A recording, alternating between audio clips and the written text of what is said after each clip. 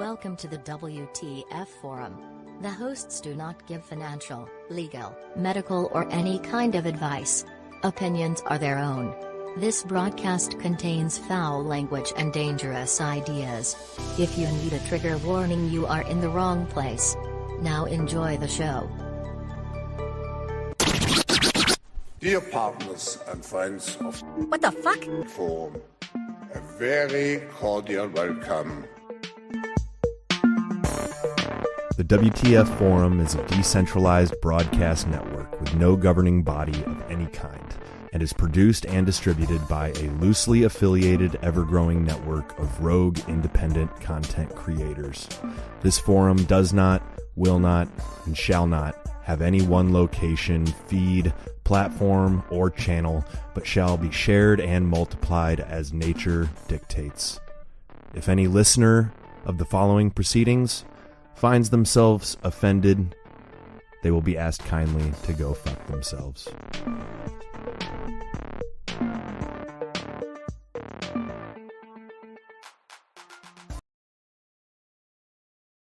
I've been selling my soul, working all day, overtime hours for bullshit pay, so I can sit out here and waste my life away, drag back home and drown my troubles away. It's a damn shame what the world's gotten to for people like me, people like you. Wish I could just wake up and it not be true, but it is. Oh, it is living in the new world with an whole soul. These rich men north of Richmond, Lord knows they all just wanna have total control. Wanna know what you think, wanna know what you do, and they don't think you know, but I know that you do. 'Cause your dollar ain't shit, and it's taxed to no end. Cause the rich men, cause the rich men.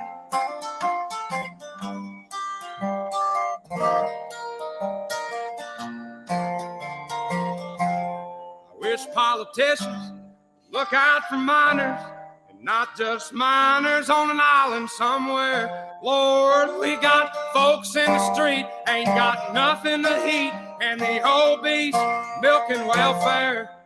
God, if you're 5'3" and you're 300 pounds, taxes ought not to pay for your bags of fudge rounds. Young men are putting themselves 6 feet in the ground, 'cause all this damn country does is keep on kicking them down. Lord, it's a damn shame what the world's gotten to for people like me, people like you. Wish I could just wake up and it not be true, but it is. Oh, it is living in the new world with an whole soul. These rich men north of Richmond, Lord knows they all just wanna have total control. Wanna know what you think, wanna know what you do, and they don't think you know, but I know that you do. 'Cause your dollar ain't shit, and it's taxed to no end. Cause the rich men, north the rich men.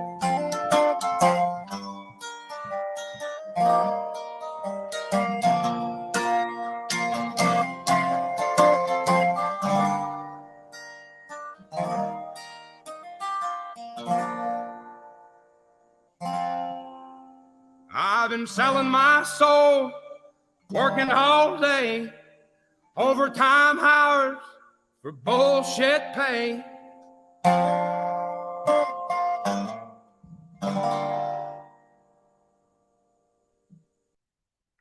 All right, what the fuck's up, y'all? Welcome to the WTF Forum. We had a little bit of a different intro today because this song, man, I like it. I like it a lot, and it blew up in the last few days, like dramatically. And I figured it'd be a good place to start. I'm not going to talk about it much until we all make our introductions. I am Mike the Polymath, Easy Peasy Podcast, and I will pass it over to Ando. Ando, Burn, Babylon Burn, and the Doom Kitchen What's up, the drizzle? What's up, Ando? I am the Drizzle, humble t-shirt merchant and broadcast innovator, and I see my buddy Phytophiliac. Thanks. I have music back up on Bandcamp, so it's phytophiliac.bandcamp.com. You can also follow me on Twitter at thatpowerslady, and I do a lot of music. What's up, Stella? Hey, Fido. Good to see you. Yeah, I do a little bit of music as well. It's more for fun than anything else because I don't get $1 from it. Yeah, thanks for having me again. Good to see everyone. Over to you, OG. OG Dadbod, OG Dadbod1 on Twitter, the Whole Lot of Nothing podcast. Happy to be here, and I guess it's Ashley right in the bottom. Ball's in your court.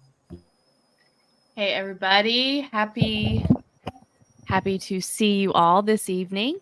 And yeah, I'm Ashley, Think, Change, Repeat from the Union of the Unknowns podcast. And yeah, I want to thank the host and everybody for having me. I love this project and have followed and networked with some really cool people. So highly enjoyed. Thank you all. Well, we're all hosts here, right? This is an open forum, y'all. I am not Klaus Schwab, okay? Much more good looking. Well, thanks for that. God, that's a low bar. Yeah, sorry. I just realized when I said that. I might actually be Klaus Schwab. Oh, no. You're a clone. You're just a younger version. Shit. He's morphed. He's infiltrated our ranks. We're fucked. They cloned Tyrone. They cloned Tyrone. Yeah. It's actually a pretty good movie. It was a pretty good movie. I'm not going to lie. Yeah. Ando said he wasn't going to watch it because he didn't have the brain cells to spare. Direct quote. Ando's got brain cells. He just don't want y'all knowing about it. Well, Ando's our resident skeptic. We're all skeptics, but he might be the most skeptical of the skeptics. Dude, no way. That's not true. No. I was going to say, it's kind of like being the fastest kid on the short bus. So, you know. I'm coming after that title. Which I think we're going to get to the short bus later, but I think everything's an op, but I'm not skeptical that it's an op. So tell us your feelings on this Oliver, what's his name? Oliver Anthony, I think. Anthony, yeah. What do you think about this guy? I think it's really good. I just get suspicious whenever I see something blow up that big that fast. And well, we'll see. If he gives us a copyright strike for playing his song, then maybe he's an op. I don't know. He might also end up getting bought by a big record company and then end up not being able to affect people the same way as he just did. Who knows? We'll see. I want to trust this man. I see no evidence for any reason not to. In my just kind of cursory research, like it's very clear that he has been putting out music for the last couple years, and that the songwriting has been consistent. This was his first like high quality recording though, and I don't know. I watched a few videos of him kind of just talking about like what's going on with him, like right now, and how crazy it is, and how like viral he became basically overnight. I mean, I signed into Instagram probably 4 or 5 days ago, and I saw like at least 3 or 4 people posting his video in their stories, and it just kept like day after day. I kept seeing more and more people posting his videos, and so I finally like dug into it, and I'm like, damn. I mean, this to me, this is a significant thing because it feels like if this guy is truly authentic, it is a massive indicator. Okay. He is #1 on iTunes. This song, Rich Men from North of Richmond. And being #1 on iTunes, I mean, that's a big fucking deal. And if it's truly a grassroots kind of viral moment, it feels to me like a shift in the ether. This is what I said before we went live. It feels like legitimization of all of what we've been talking about. I mean, he's making references to Epstein's Island. He's talking about the dollar being devalued. He's all these little lyrics, like Drizzle said pre-show, like the songwriting is, you could almost argue, perfect, which I could see why you might that might raise a red flag. Me personally, I want to believe it. I'm like, it's about damn time, Well, even Like, listening to the musicality of the song, just the structure of it and the way he presents the song, it's a very, it's almost a visceral approach to this song. And it really gets, because it sounds like he's angry, but he's really just speaking truth. And, it gives me chills. Everybody's angry right now because of the way things are going, but the structure is sound to this song. And I was listening to it actually earlier, just a little while ago, and it's funny that you played this song, but it's a solid song. Like, serious, I'm not even joking. I've never heard of this guy before in my life, and for him to have a song like this that is just impactful, just so early in his career. It just because he said that, I watched the video where he talked about he was going to be doing this from now on, and he'd only been doing it for the last couple of years. I mean, sometimes it takes decades for people to, or even 5 years for people to reach this level of consistency in their song. So yeah, kudos to him. I hope he does well. That song would be a #1 hit no matter when it was released. Like, you could have recorded this 100 years ago and released it on, the first bluegrass top 40 radio show that ever was, and it would have been a #1 hit then too. It's literally a timeless piece of music. But it's interesting that you brought up red flags, Mike, because nothing that I've run across as far as my own research on this guy or how he came to prominence has thrown up any red flags for me. But what you just said about the song did throw up a red flag for me. You said meaning the perfection of it, or no, you said it feels like. And whenever I hear somebody start talking about how they feel, I automatically think that they're being manipulated. That's a very good point. Yeah, but is music not specifically designed to make us feel things? I mean, it's directed to do that. Yes, it is, but you have to take the whole package into account here, right? It's not just the song. It's the viral marketing campaign that is attached to the song and attached to the moment in time. All these things are factors as well, and they are brought to bear on your emotions, whether you understand that that is happening at the moment or not. Yeah. Can I? So, yeah. Well, let me just say real quick. It's like the song is so visceral, and it gives me chills. It makes me feel validated.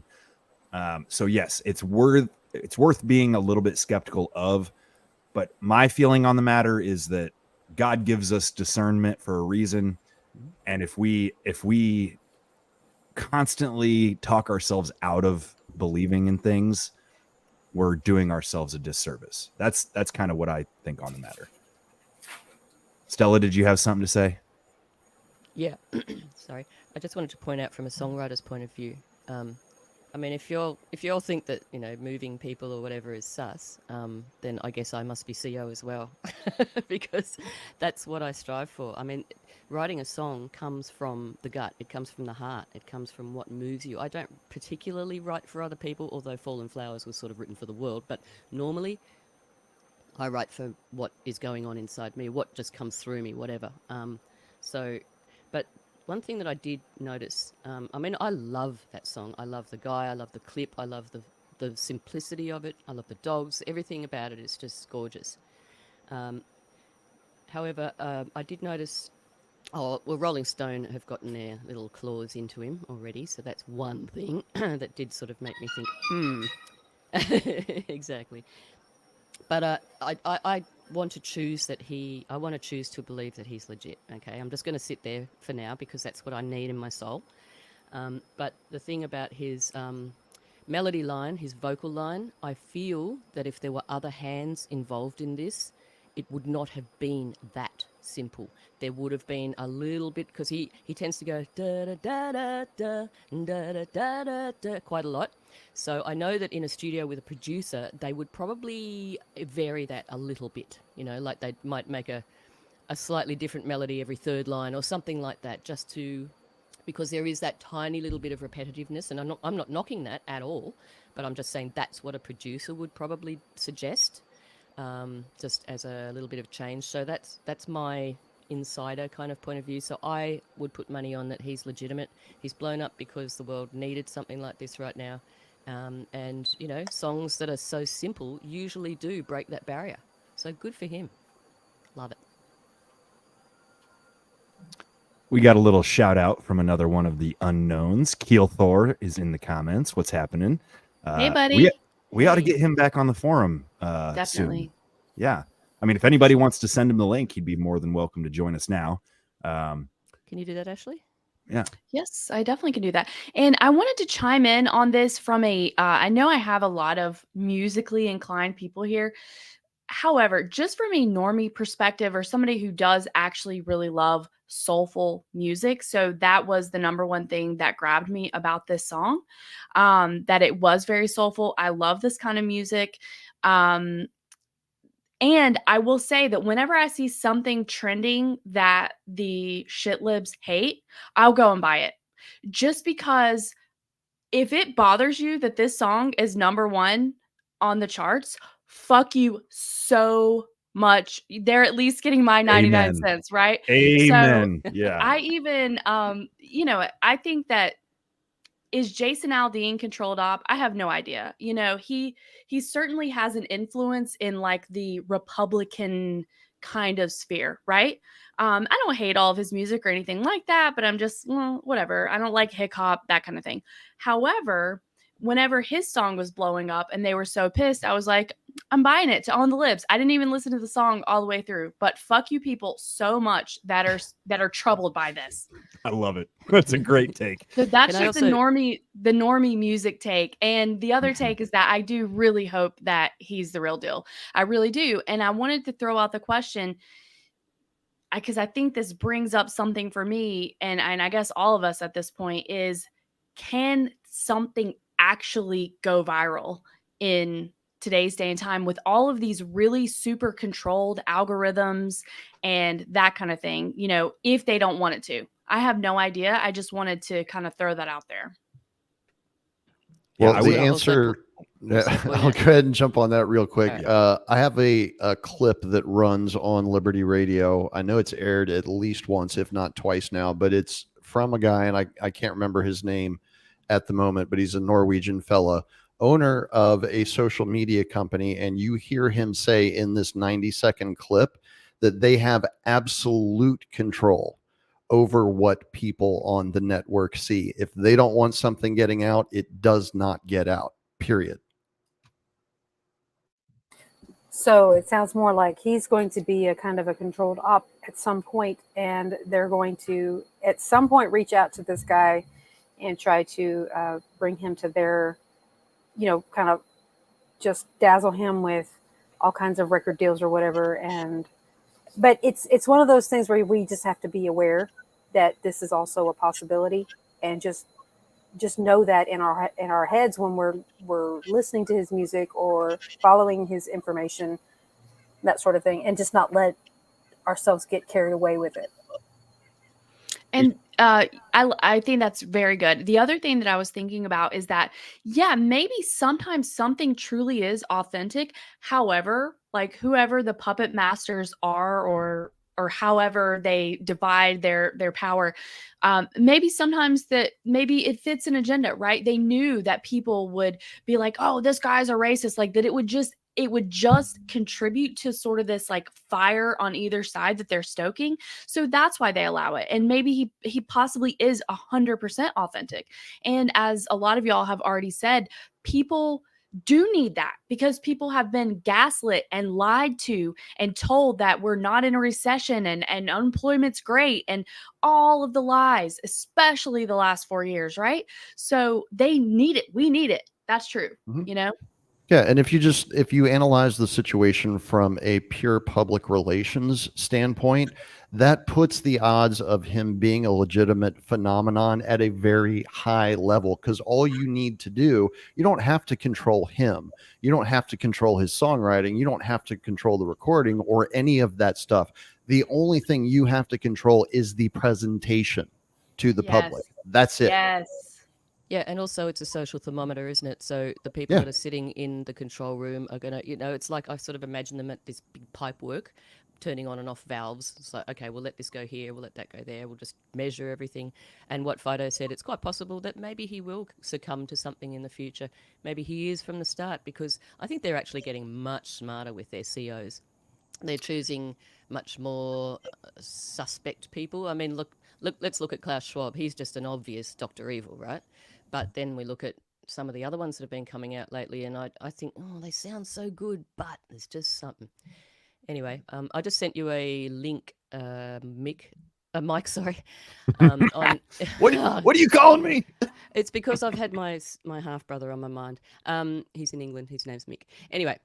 So the Rolling Stone article, and there's a video that goes down if you scroll down, and it's the guy, whatever his name is. What's his name? Oliver Anthony. Oliver Anthony, doing a "Pleasure to Meet You" little video from a car. Okay, So actually, hilarious, Stella, because I already had the "It's a Pleasure to Meet You" video pulled up. There you go. Separate from this Rolling Stone article. So yeah, Okay. we're on the same freaking page here. But yeah, I mean, Called this Google. shit blew up so quick and so big that Rolling Stone sort of had to cover it, I guess. Again, I don't want to be so skeptical as to miss a good thing, right? Like, I think people should go buy this guy's song until we have good reason not to trust him. But this little "It's a Pleasure to Meet You" video actually is quite informative, in my opinion, as to who this guy is. I just don't see any dishonesty in this man. Not everything's an op. Like, Right. You guys, we've all been wanting people to wake up for the past couple of years. And if they are, they're not probably going to be on anybody's radar. I just want to point out real quick, we officially have 4 viewers, which is an all-time record for the WTF Forum. What's up, all y'all out there in the live sphere? Hello, everyone. Shoot us a comment. Let us know who you are. Do it. Holler at us. But yeah, let's get to know this man a little more. Well, hey, it's August the 7th, 2023. And 1 week ago to the day. Well, not quite. This was last Monday. As of this recording, tomorrow on Tuesday, Radio WV is going to upload the debut of Richmond North of Richmond. And it's going to be the first song to get out there that's been recorded on a real microphone and a real camera, and not just on my cell phone. All right, I want to pause real quick and just point out he is sitting in a very well-used pickup truck. Hard used. Look at this back window. Really good green screen. No, not a chance. I mean, I'm looking at that. This is a bench seat F-150, if I had to put money on it. And the back window has Probably a like C10. mildew.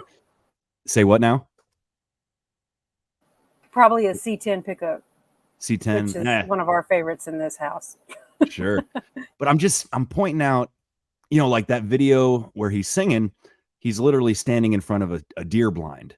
Now you could say that, oh, that's so easy. Like, that's so obvious that somebody could just do that to make it look authentic. I'm just saying, man, everything about this guy looks legit, looks real, in my opinion. Disagree with me if you like, but any thoughts before I play on? I just wanted to say that I was kidding about the green screen. Okay. Yeah. Well, it'd be impressive. This, anyways. And like he said, every other one of his videos was recorded on his iPhone. This was his first legit, recording. Well, the song starts off with him singing about selling his soul, and we all know that he's a ginger, so he has no soul. So hey, get He this. actually mentions that. He actually mentions that in this video. That's Here, right. let's play Wait, on. Hold up, Mike, Go ahead. because you just pointed out something that I don't think a lot of people actually understand what this gentleman is trying to tell you. What he's telling you when he says that this is like his first real recording or whatever, is this is the first time that somebody else has mic'd him. This is the first time somebody else has done his sound for him. True. Yeah. Yep. And who that person was, well, it sounds to me it's a like professional. It's the first time a professional has done this for him. Yeah, and believe me, as a musician who's like on a budget or just struggling, that is a really big deal. I think he partnered with this local radio station, from what it sounds like. I'm going to go back like just a few seconds because he tells Radio us. WV. I was going to ask who that was. West Virginia. And it's going to be the first song to get out there that's been recorded on a real microphone and a real camera, and not just on my cell phone. And Lord willing, it's going to get some traffic, and maybe at least a few of you are going to drift your way over here. And I thought I'd have kind of an introduction video on what it is I'm aiming to do here. So, I've been playing a long time and singing. I really started to write my own music back in 2021. Things were obviously not good for a lot of people, and in some respects I was one of those people, and I had wasted a lot of nights getting high and getting drunk, and I had sort of gotten to a point in my life where even things that I did care about didn't mean anything to me anymore. And I mean, this is certainly no Dr. Phil episode, but I found an outlet in this music, and I started uploading a couple songs, and Ain't Got a Dollar I uploaded spring of last year, and then Rich Man's Gold, Cobwebs and Cocaine, and the list goes on from there. And there's probably been about a dozen or so originals that I've put out just off my cell phone. And I started getting messages from people saying like how much the music was helping them, and with their struggles in their lives, and that they'd been sitting on the back porch listening to me for the last hour. And it just I don't know, it really gave me a purpose. It made me feel like I wasn't just wasting my time. And so anyway, kind of in the last roller coaster of the last year, I have decided that this is going to be what I do. At all costs, no matter what, I'm going to create. I'm going to write, create, and produce as much original, authentic music as I can, in the hopes that it'll at least help somebody out there that needs it. And I know we're living in dark times, and I know that this is really just the beginning of what's to come. And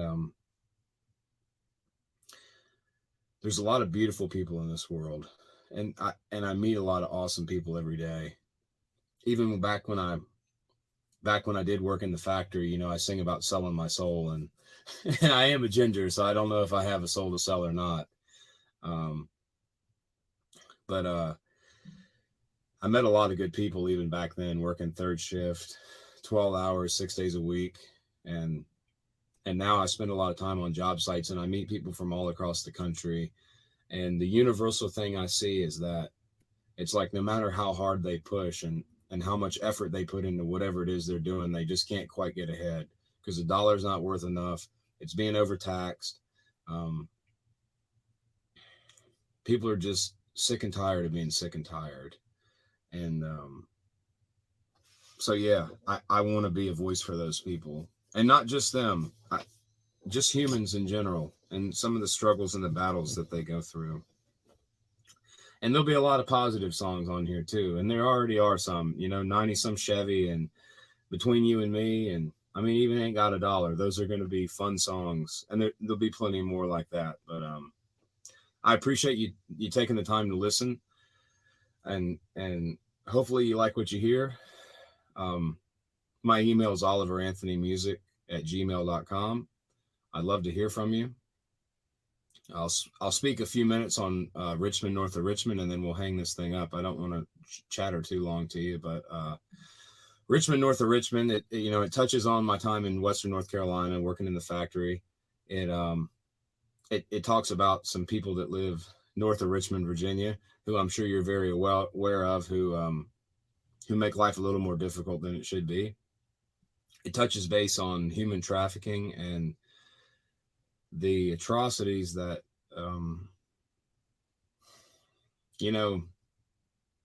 I'll say this. I sit pretty dead center down the aisle on politics, and always have. I remember as a kid, the conservatives wanting war and me not understanding that. And I remember a lot of the controversies when the left took office, and it seems like, both sides serve the same master, and that master is not someone of any good to the people of this country. But I think one of the worst things that a human being can do is take advantage of a child. And I can't begin to conceptualize what has to happen to someone in order for them to think that's okay. And I think I drew the line on being quiet when I started to see that becoming normalized. And I'll leave that at that. Okay. There's still some time in this video, but I actually have not watched this to the end, so I really don't know where he goes. I'm just very intrigued by this person. I think he's a leader. I think he's good news. If we're playing based or bogus, I'm casting my vote right now. I think he's based.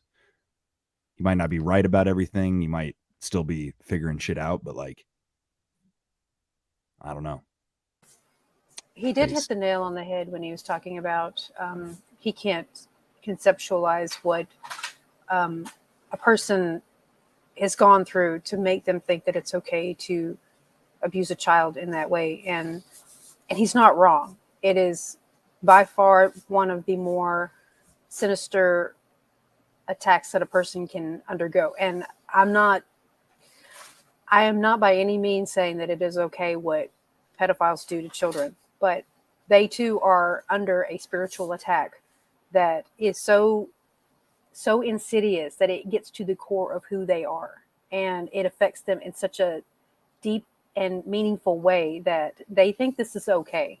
And they are very, very, very sick individuals, not just in their head, but in their the essence of their being. Their essence has been corrupted. And I think that is very important for people to understand when it comes to pedophilia, that it's not just that they think it's okay to hurt someone. There's something seriously wrong with this person. And I don't think that is stressed enough. They're like, oh, well, we need to kill them all. And I don't know what the answer is particularly, but every day that we spend above ground, and he's mentioned this, every day that we spend above ground is a day for redemption, is a day to do the right thing, is a day to make amends for what we've done wrong. And I think that taking that away from someone who has committed such a wrong is, in a way, it's not good for us. But we need to get to a point where we can, and you have to do it on a case-by-case basis, I think. It's not just like a one-size-fits-all. It has to be, we have to start getting to where we treat people as individuals and approach it from a case-by-case basis and try to reach the person themselves. And doing the whole the 3 strikes you're out kind of thing with the DUI, it's like, it's just a blanket punishment for everybody, but we need to start looking at the individual themselves. And it's just kind of how I feel about it. So Stella, Drew, and I just did an episode where we were discussing this, and that just gave me a new thought, because we were talking about vengeance belonging to God and not to us. And Exactly. And if nothing is there to punish those people, then in the world, nothing in the world, then we also have a big problem. So that just opened up that can of worms to me, because I'm thinking, like, if the system didn't punish those people, who would? And it might really be. There's the new can of worms. I do understand what you're saying. And even in the Bible, it talks about how, God has given man the authority to punish other men. We have the law. We have the law for a reason, and it is in place for a very good reason. And it is one of these reasons, what do you do with the pedophile? Well, you give them the opportunity to ask forgiveness and repent for what they've done. And if they don't, then that is what, they've chosen for themselves.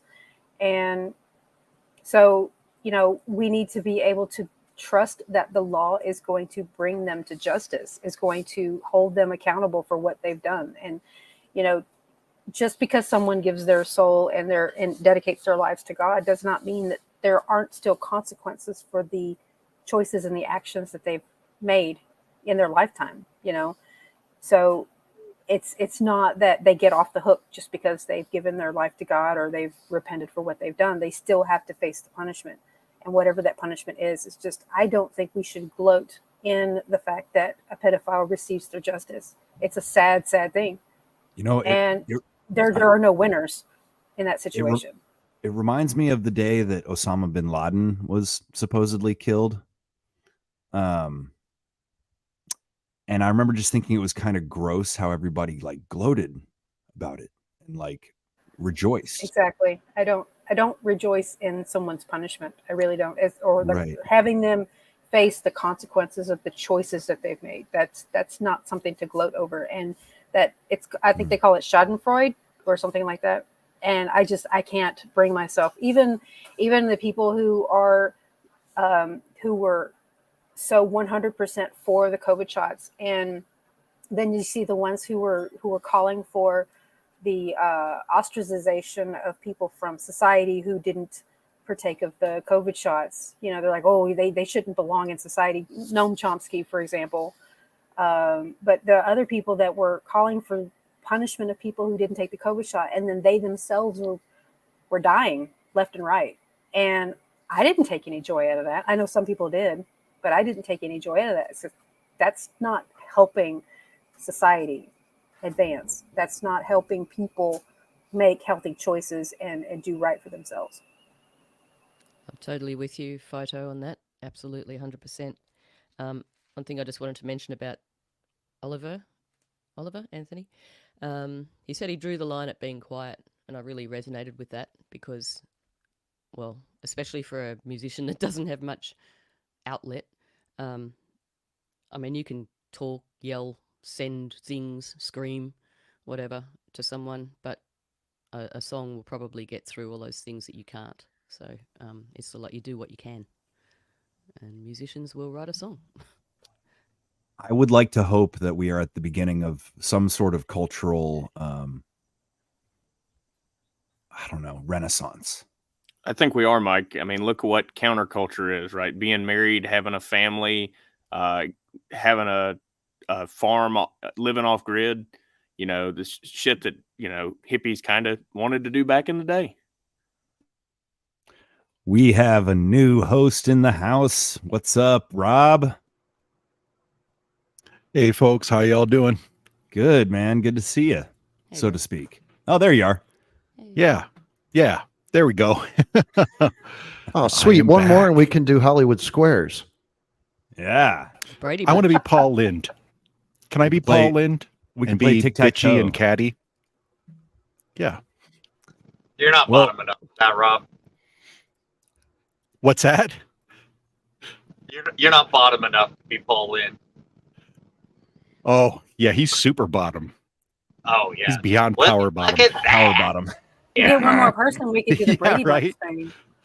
Yeah, well, we did that once, didn't we? Didn't we? Somebody in the comments was like, Mike needs to go in the middle, be fucking Mr. Brady. Like, That was me, man. oh yeah. That was hilarious. It worked really well. And you've got to rehearse the looking around thing next time you do that. Yeah. Exactly. Well, Rob, we've been talking about this overnight sensation, Oliver Anthony. Have you heard about this guy? Put out this country song that no, good Lord, what's going on now? Oh, it's, more of the same. I mean, I'll just give you maybe a sample of the song to catch you up. Well, here, let's finish watching what this guy has to say first. And I don't know. I'll cut it off if it gets repetitive, but it's kind of a base or bogus. Like, this guy basically in the last week has become an instant sensation with this song. And it's about inflation. It's about Epstein. It's about this, that, and the other. But he is currently number 1 on iTunes, which is kind of wild. In the last part of the song, it touches on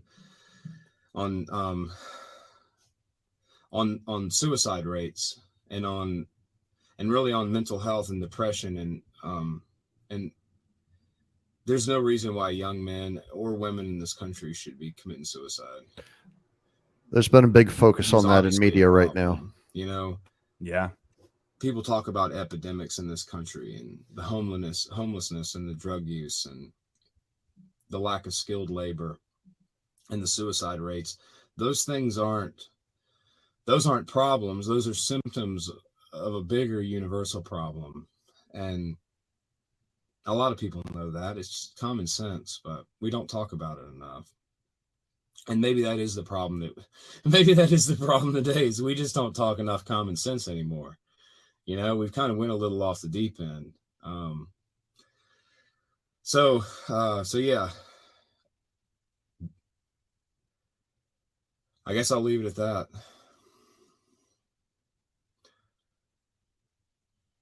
I hope wherever you are in the world listening to this, and whatever it is that you're trying to do with your life, I hope that you succeed at it. And I hope if you take anything away from me and the music I write, it's that this life is a beautiful opportunity. And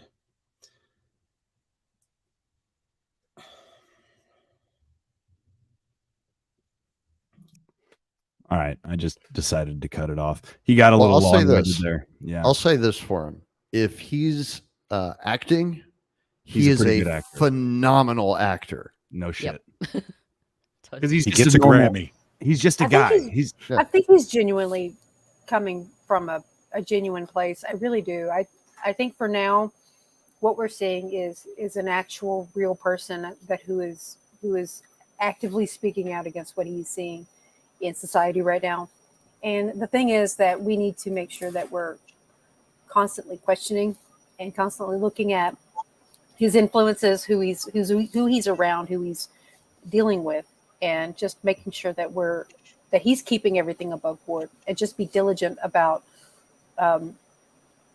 what he's presenting to us, and not just taking everything at face value. Because I think people they like to get comfortable, and they're, like you said, Mike, he just feels like he's genuine. Well, that's true.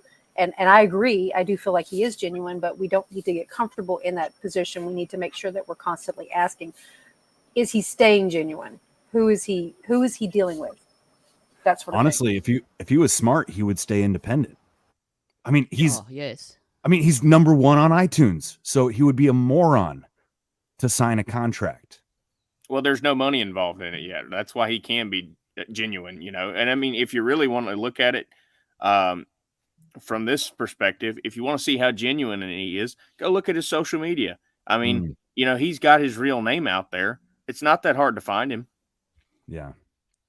Yeah. He also has a lot of in-depth knowledge about the working man, the struggle, and everything that the elite have no freaking idea about. So there's that. It reflects in his lyrics too, but even what he says in that video. So we've covered this pretty well, I'd say. It's 44 minutes in. We should maybe, I do want to if nobody objects, I want to play like the last half of the song again after we've discussed it, and sort of for Rob's sake, and just because I fucking like this song, dude. Like, is that cool? Works for All me. right. No objections. Here we go. I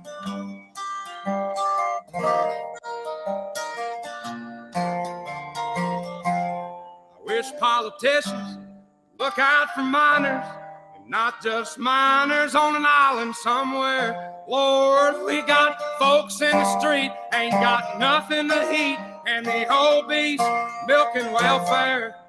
God, if you're 5'3" and you're 300 pounds, taxes ought not to pay for your bags of fudge rounds. Young men are putting themselves 6 feet in the ground, 'cause all this damn country does is keep on kicking them down. Lord, it's a damn shame what the world's gotten to for people like me, people like you. Wish I could just wake up and it not be true, but it is. Oh, it is living in the new world with an whole soul. These rich men know the Richmond, Lord knows they all just want to have total control. Want to know what you think, want to know what you do, and they don't think you know, but I know that you do, 'cause your dollar ain't shit, and it's taxed to no end, 'cause the rich men know the rich men.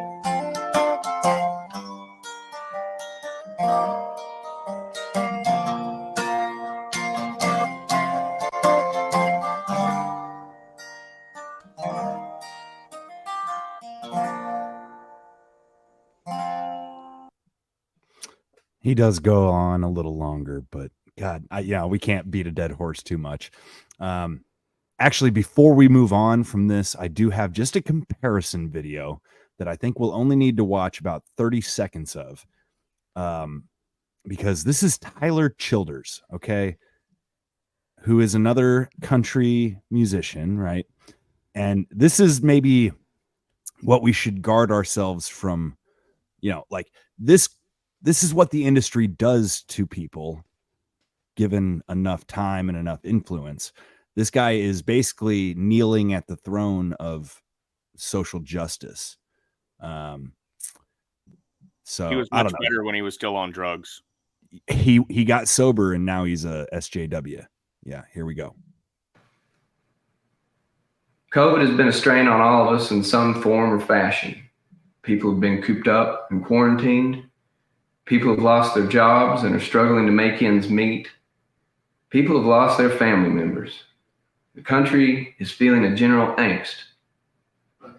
All the while, we've all witnessed violent acts of police brutality happen around the nation that have gone unaddressed. In response, we have seen protests turn to riots, and riots culminate in acts of violence and destruction of property. From the outsider's perspective, it's hard to see where all this visceral anger is coming from. What I believe to be one of the biggest obstacles in pinpointing the cause of this is our inability to empathize with another individual or group's plight. In the midst of our own daily struggles, it's often hard to share an understanding for what another person might be going through. With that in mind, at the risk of mistakenly analogizing two groups of people, I would ask my white rural listeners to think on this. I don't mean to imply that many of you aren't already doing good self-examination on this issue, but I have heard from many who have not. What if we were to constantly open up our daily paper and see a headline like, East Kentucky man shot 7 times on fishing trip, and read on to find the man was shot while fishing with his son by a game warden who saw him rummaging through his tackle box for his license and thought he was reaching for a knife? What if we read a story that began North Carolina man rushing home from work to take his elderly mother to the ER runs stop sign and is pulled over and beaten by police when they see a gun rack in the truck? Or a headline like Ashland Community and Technical College nursing student shot in her sleep. How would we react to that? What form of upheaval would that create? I venture to say if we were met with this type of daily attack on our own people, we would take action in a way that hasn't been seen since the Battle of Blair Mountain in West Virginia. And if we want to stand for it, why would we expect another group of Americans to stand for it? Why would we stand silent while it happened? Or worse, get in the way of it being rectified? I've heard people from my Appalachian region say that we want to act the way we've seen depicted on various media outlets. But I've also seen grown folks beat each other up the day after Thanksgiving for TVs and teddy bears. And these aren't things this community has lost. These are sons and daughters, brothers and sisters and cousins, mothers and fathers. Irreplaceable threads within their family fiber, torn from their loved ones too soon with no justice, and they are demanding change, same as I expect we would. That's probably enough. You know, I just find this interesting in that, like, he's obviously reading a script. Stella said in the comments, it almost seems like he's not even familiar with it, as if he didn't write it. You know, he's kind of stumbling, or I wouldn't say stumbling, but he's reading it off a teleprompter word for word. Like, at no point does he look at the camera. And even though a lot of the stuff he's talking about, it's like, I'm inclined to agree to an extent. It's just the angle he's coming at it. And the whole comment about like how white rural folks need to do self-examination. I mean, how's that for fucking racism right there? Or whatever, just stereotyping. Like, why are you feeling like you got some privilege or something, Mike? I guess. I don't know. I'm just saying this guy, it's like, dude, you're shitting on your own fan base, first of all. Like, what's that about? I don't know. Any comments? Again, Yes, I like this is Dude's what tone deaf. I think this is what a bogus motherfucker talks like, and the other guy felt like based.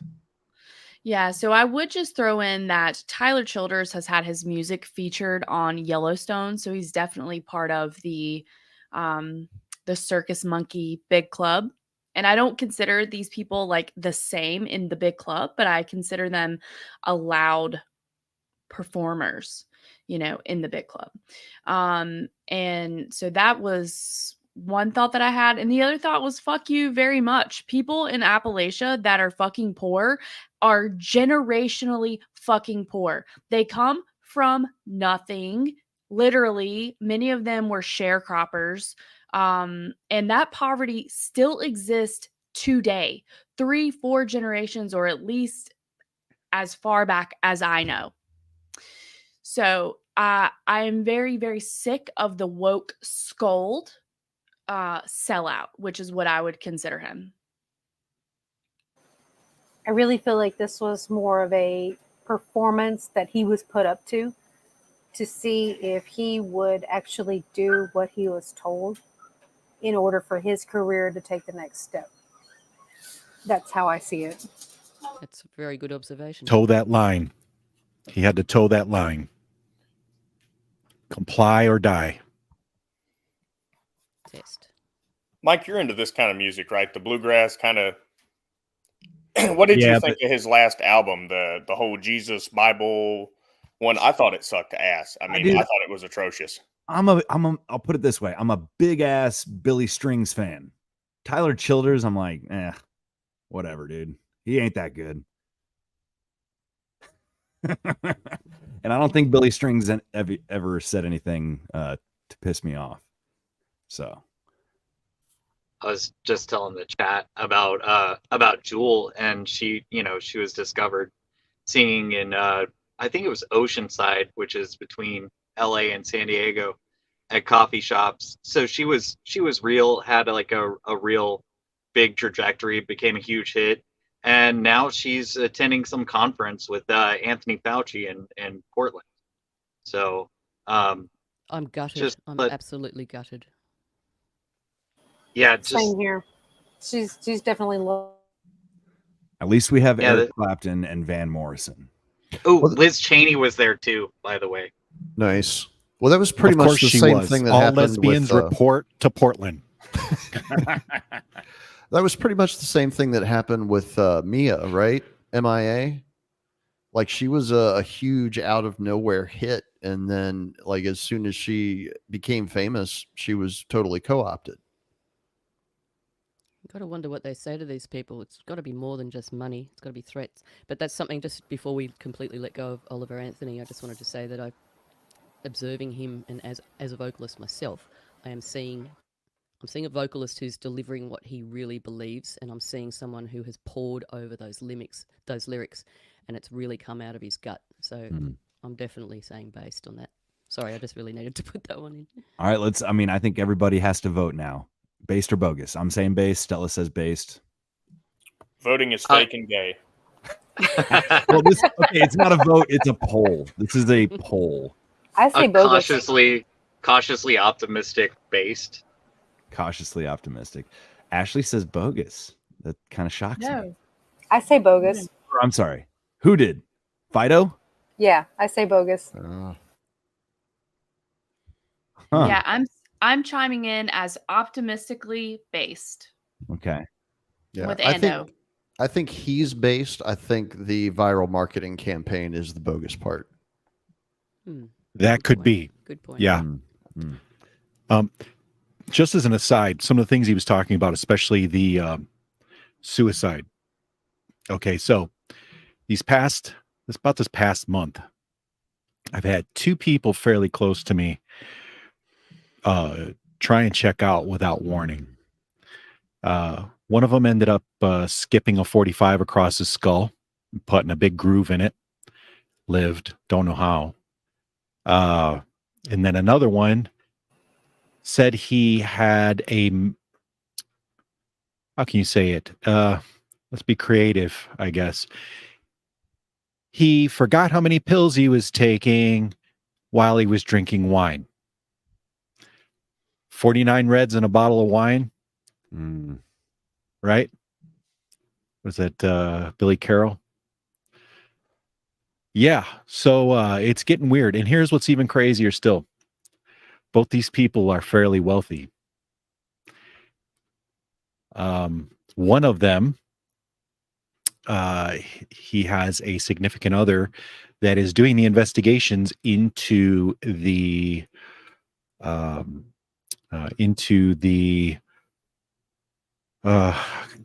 old folks' homes, right? The assisted living and how they were treated during COVID. Hardcore Biden supporter. Now won't talk to anybody. So makes you wonder what was going on there, huh? Don't hear no more cheering for Biden, that's for sure. I was going to ask you, Rob, if you knew if these people had been vaccinated. This was something that has come up recently. All of them. Okay. All of them. And everybody around them multiple times.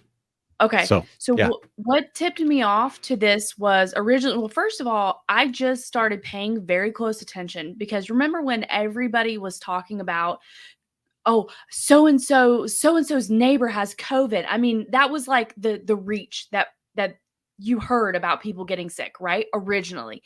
Then the shot came out and everybody just forgot. Like everything was still being blamed on COVID, but none of them were paying attention to the horrible things that were happening to their own health or their loved one's health. Like it was literally never in their consideration, never entered their mind, right? But I started paying very close attention to what people were telling me. And I even at one point was keeping a list and had over 25 people of either someone that I directly knew or one person removed from them that something happened to them. So I was keeping track of that and then paying attention to what were some of the side effects that came out. And one that I did not hear very much about was suicide. But I had who I consider a former friend now because she is such a she's so out there with her wokeness now that's like intolerable. But her dad is in his 70s and tried to commit suicide. And she told me this story and I was like, that sounds so weird. But I know that people have been experiencing horrible neurological changes. You know, they were having burning nerve pain in their extremities. They were having, Guillain-Barré syndrome, Bell's palsy, all this stuff that was associated with the nervous system. So I ended up going to open VAERS, and sure enough, there is a precedent for people committing or trying to commit suicide after getting their shots. And in some cases, it is a personality change like that. Like they did not show or exhibit any kind of, even depression, none of that stuff before. And then once this happened, they had super bizarre changes. And then sometimes it was after the second shot, sometimes it was more than that. And they ended up either committing or attempting suicide. And I have wondered that with some sort of high profile people. Like I know that suicide does happen, but I wondered that about the Twitch, the guy that worked with Ellen, Kelly Pickler's husband. And then right off the top of my head, I can't remember other people, but I just feel like it is probably a lot more of an epidemic than we know. And we know how much doctors and family members were not thinking it was the vax, and they're not reporting this stuff. So God only knows like how many people have had neurological changes because of that. I would argue how many that people just turn into a many of ditch, them. And make it look like an accident, right? No, they knew, you would never know. They knew the psychological effects of unintentional self-harm prior to 2020. Okay, let's not even say prior to the shots rolling out, prior to this whole operation. They knew what the psychological effects of these shots were going to be on the people that took them. It's documented. They've done these studies for 150 years now. They knew exactly what they were doing to people, and this is one of the side effects of the vaccine rollout, whether people want to admit it or not. It is there. Right. When you do this to a human being, this is one of the potential outcomes. It's not a question of if, it's when. When are these people going to try to take themselves out of the equation because of the damage that they perceive that they've done to themselves or maybe done to their children? Well, there's a whole lot of shame going on in it now. Yeah, also. and I consider And those that is also two intentional. Separate, oh, I believe that. I consider it two separate issues. The neurological change that actually happens potentially because of it. Okay, so is it the spike protein crossing the blood-brain barrier? Is it the lipid nanoparticles? Is it the graphene oxide? I mean, who knows? But I consider that alone one aspect of it, and then all the other psychological stuff is insane. Have you seen So they the just came out with a compilation? study recently. Oh, I'm sorry. They Go just ahead. came out with a study recently that admitted that they can manipulate hydrogels with electricity and or radio waves, 5G. Yeah, so that. So Whoa. that just came out. So if they're admitting And you know it, what? they've been doing 2 it for years ages. ago, they've been doing it for a very long time. They just decided they weren't going to talk about it anymore once they rolled out the vaccine. Yeah, DARPA's been doing that since the 2000s. They've been playing around with that Yeah. shit. Have y'all seen the compilation videos of the people that were caught on like video cameras, like in convenience stores and grocery stores, and they prior to them collapsing? The whirling And it's- dervishes. Oh Yeah, yeah, and the arm going and up. Yeah. If you Or the pay Jesus attention- witnessing. Back Yeah, and to the if you- left. If you pay attention to Yes. what they're doing, their heads are turning up and to the left. And almost in every Yep. instance, their head is turning to the left. And that is a significant indicator for a neurological event going on inside their heads, either a stroke or some kind of seizure, like an absent seizure or something. Like aneurysm. Yeah, it's a definite sign of neurological involvement, and all of those people were supposedly vaccinated. I thought they were all just Oliver Stone fans. I thought that was the common thread. Yes. Can I ask? They were all conspiracy theorists. Go ahead, Stella. What's up? I just want to ask, the fact that they're turning their head to the left, me being medically retarded, not literally.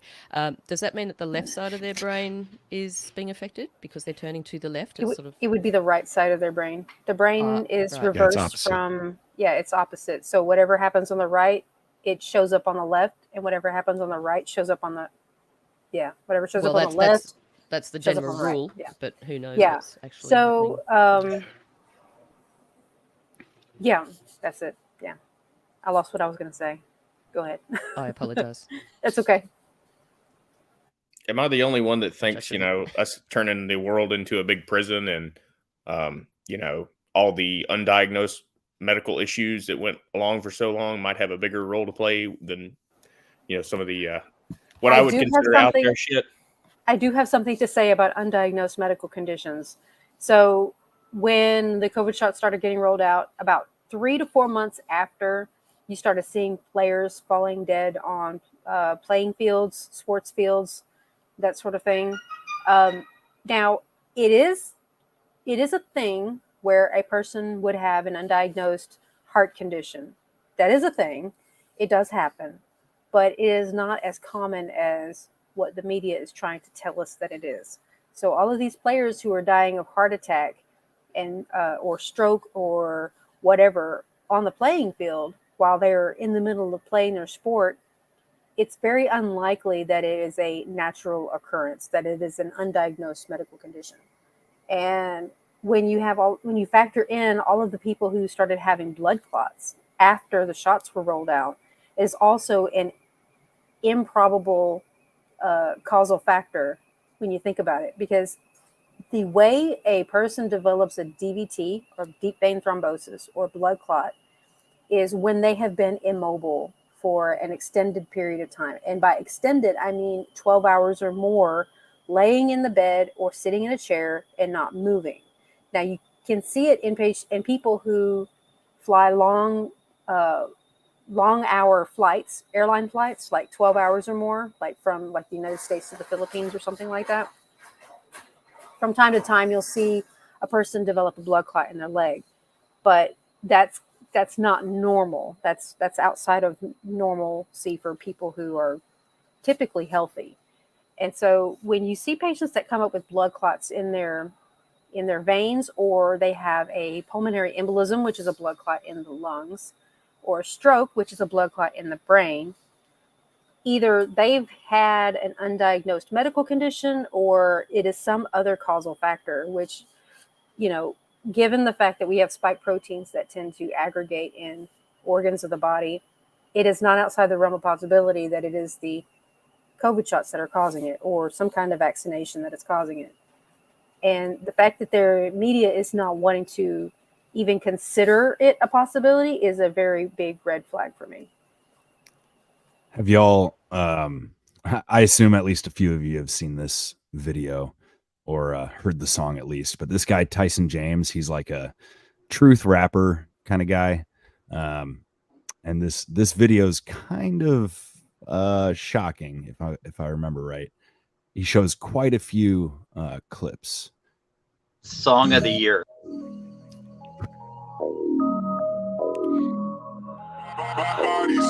It is a pretty good track. Yeah. Bodies.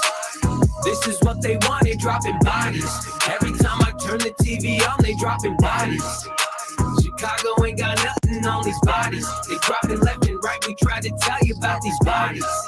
Hey, we try to tell you about these bodies, but you didn't want to listen about these bodies.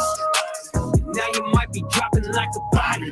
This is what they wanted. Take a look at all the I know they'll try to ban me after this song. Y'all reminded me of Rocket Man. Call y'all Kim Jong with all the propaganda. Take a story, get your twist on. The people saying this safe and effective, man, y'all been wrong. What's the body count? Buckle up, gonna be a rocky mount. While people dropping, y'all just talking in the coffee lounge. I see people mocking, tell it's you up on that soggy ground. Man, look who talking. Man, you rocking with the Nazis now? First they take the guns, then make you comply with the mandates. You gon' rip it from my dead hands, ain't no band-aid. Ain't dying from your juice, I didn't take it. Ain't in a trans state, you can't have this body. Pure blood, that's my campaign. Bodies. This is what they wanted, dropping bodies. Every time I turn the TV on, they dropping bodies. Chicago ain't got nothing on these bodies. They dropping left and right. We try to tell you about these bodies. Hey, we try to tell you about these bodies, but you didn't want to listen about these bodies. And now you might be dropping like a body, cause this is what they wanted. Take a look at all the bodies. 1, 2, 3, 4 bodies dropping on the floor. I say we assemble, take up arms, declare another war. Donald Trump is compromised, man, forget the other 4. I don't follow men no more. Now sit back and watch me roll. All of a sudden, bodies dropping by the dozen. Now you buzzing. Let me guess, now you gon' blame it on the Russians. See your cousin drop. She was healthy, she didn't have the muffin top. They got you to take the poke, you only had a sudden cough. Crazy, they dumb me down when they come around, and now you pushing up daisies. Put the guard down for a cart, you let them poke you with the gravy. Now you watching sports, and bodies dropping all over the court. Bodies.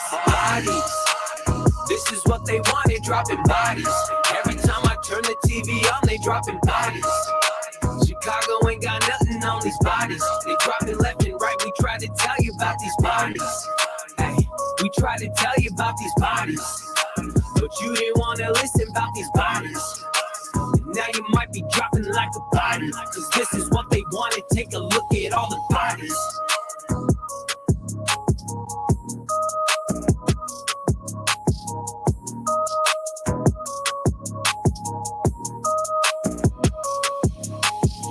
I don't mean to brag, I don't care, but I want you to know, double vaxxed, booster, flu shot, never got COVID. Clearly, Jesus loves me the most.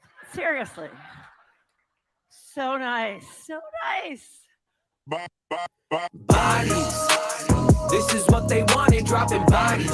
Every time I turn the TV on, they dropping bodies. Ooh, doggy. That's a slapper, y'all. Jesus.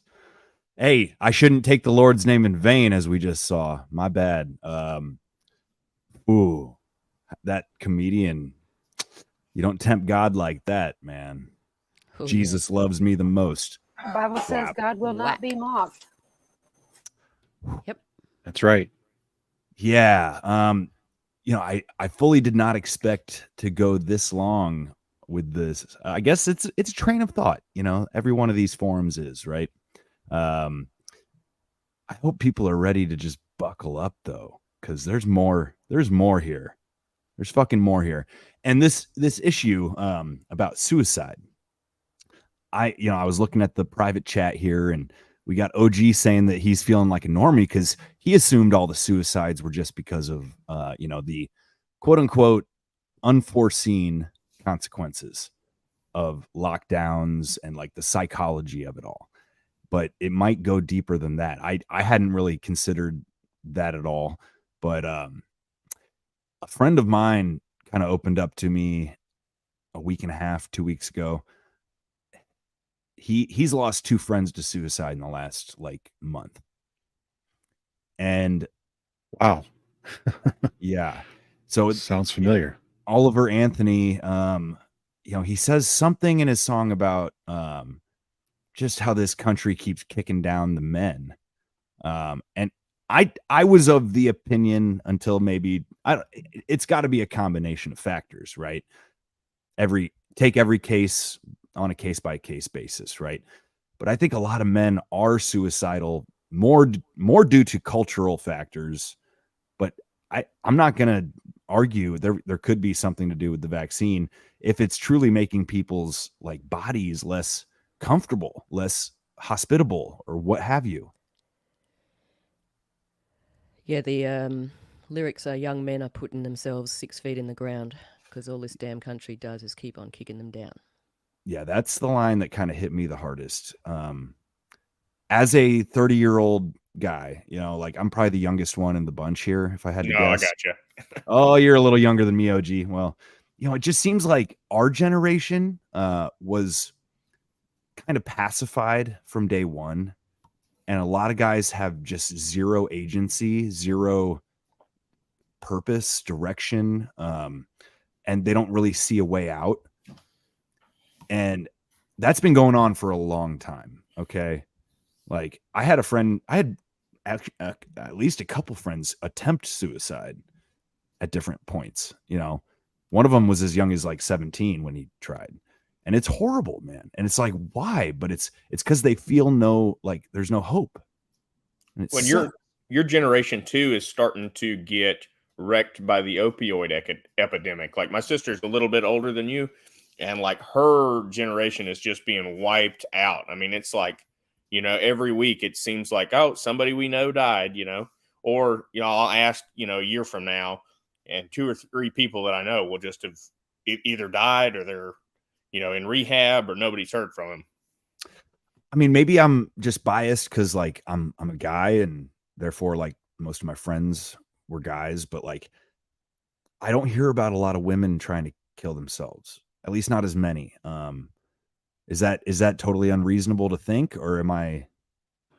Yeah, I think I've it got is one totally that I know. unreasonable. Maybe one. Well, when you consider it from a societal pressure standpoint, there is an imbalance between men and women. Women have a lot more pressure on them from the quote unquote surrounding group, and that tends to be one of the major factors that leads towards females, at the very least, contemplating suicide. It's that I don't know competition with the stats. others. I don't have the first idea what the actual stats are. I guess I'm just, again, it's just my like perception bias. Yeah, I think it was, and don't quote me on this, but I think it's overall the instances of suicide is higher in females than it is in males, but there are all sorts of mitigating factors. Women committing suicide isn't as violent, right? Like they'll take pills and overdose, Right. Men are typically, men are more demonstrative. Yeah. Yeah. Guys finish it off quick. Women will try a few times and there'll be an intervention and etc. I had an interesting moment with one of my sisters where I don't even know what we were talking about exactly, but she said something about how, forget what she said exactly, but sort of implying that like our culture is like harder on women than it is on men. And I like didn't disagree with her, but I kind of looked at her. I'm like, well, I could certainly argue like the other side of the point as well. And it's not to say that one has it worse off than another, but I think both sides, males and females, are being attacked in sort of different ways. Like we're all being assaulted. I think it has to do with the attack on the family unit. They're trying to divide the family unit and break it down to its component parts. And the only women who seem to be successful, by and large, are the ones who are willing to allow themselves to be objectified in a certain way. And as for men, the only ones who are allowed to succeed, by and large, are the ones who will do what they're told. I think that's exactly compliance above all else. I think that's a very strange point to raise, and I think it's a very irrelevant point because why bring this whole thing of it's worse for someone else than it is for someone else? That's just ridiculous. It's an individual thing. That it can't be worse for a woman than it is for a man. It's worse for everybody. It's just for different reasons. We're all individuals, and that's just a divisive way to think, in my opinion. True. I agree, Stella. I would like to chime in. I do think that there is a war on women and there's a war on men, and they're manifesting in different ways, right? So the war on women is that you now get to have terms applied to men like chest feeder. You have terms like I heard that the other day. What the fuck? Yeah, what's that shit? It was somebody I grew up with that posted breastfeeding and chest feeding. It took all of my willpower not to go on like a commenting rampage when I saw this. Dude, this is so sick because they're filling themselves with pharma and then squirting whatever liquid is coming out of them that is not milk into the child's mouth. It's so disgusting. I have not. It's probably mostly hormones and cyst fluids and things like that. Actually, basically, it sounds like it's their endocrine system just freaking out. I'm sorry I cut you off, but the chest feeding thing had to be addressed. I'm like, this blew my mind when I read it. I was like, are Yeah. you fucking with me right now? And it's a war on language, right? It's also newspeak, but that's a separate issue. But this is so bonus holes, chest feeder, people who menstruate, like all of this crazy shit. So Crazy. and you have You mean dudes, boner holes? grown ass dudes with their dicks still intact that are in women's sports. Yeah. So there's a war on women in that very weird way. And of course, as Fido said, you know, you have the whole anti-family agenda that's coming at us from a million different angles. And then the war on men is much, I don't know. It seems much more overt to me. Like you have women, feminists who seem very, very comfortable talking shit about men, even though that is, you have to have a man and a woman to create life, which they are. And but it's the same way that sometimes like black people or people of color could call for like genociding of white people. It's just that way it's acceptable, the other way it isn't. So these women are very overtly hostile to men, and I think that is permeated throughout the internet culture, through movies with the boss babe, like I'm a badass bitch kind of movement. Women thinking that I don't need no man. All of these things. Oh, and as Alex Jones said, you know, they're turning the freaking frogs gay. So I do think that there's hormone disruptors in food, air, water, all of those things that are helping to kind of feminize men. And all of that is totally out of a natural order. And so I think it's a war on both in different ways. Yep, and I would agree. And I think it's a war on, well, it's a battle on men and on women, but it's a war on sanity. They're trying to screw up our sanity. They're trying to make us believe. That's just the whole CIA operative. They're trying to make us believe. We don't know what to believe anymore. They're trying to send us insane, basically. So I would say it's a war on sanity. Right. And along with the Depop agenda, which is, you know, men and women can't be together because we have irreconcilable differences, so cut your dick off. Cool. Exactly. And chest feed or whatever the hell you're going to do.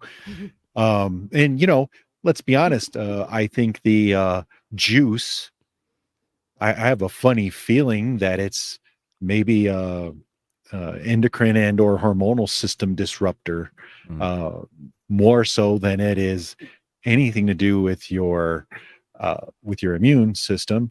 It seems like there's so many other problems.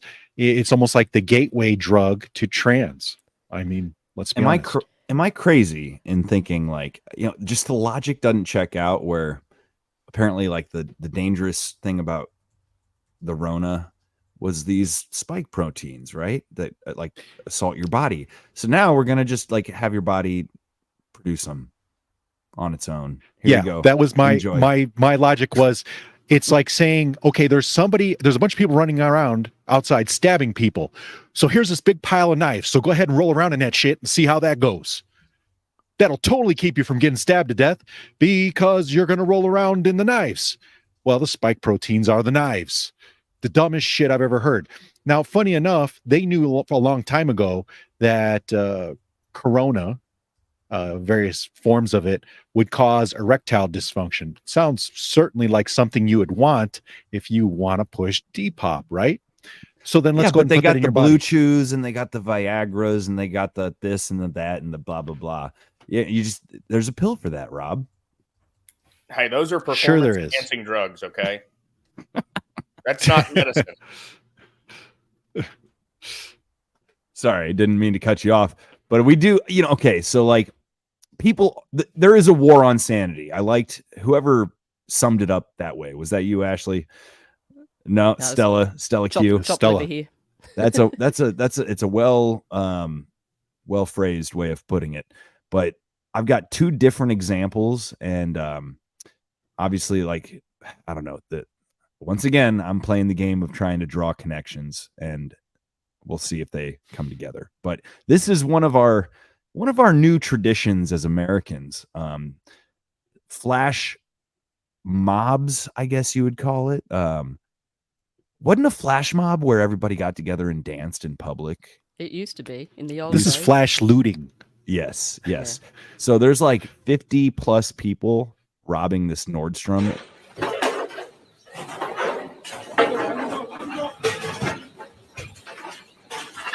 I mean, they cleared this bitch out.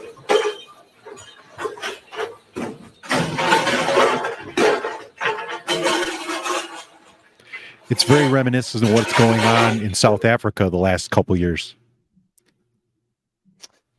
Whoa, Is that that's right? scary. Yeah. Again, Looks this very is nothing, South African. This is nothing new. That video was brought to us by Ando, keeping up with the wildin' out beat. Yeah, I think that was California. Yeah, San Fernando or something. Oh, so yeah, Southern California. Yeah.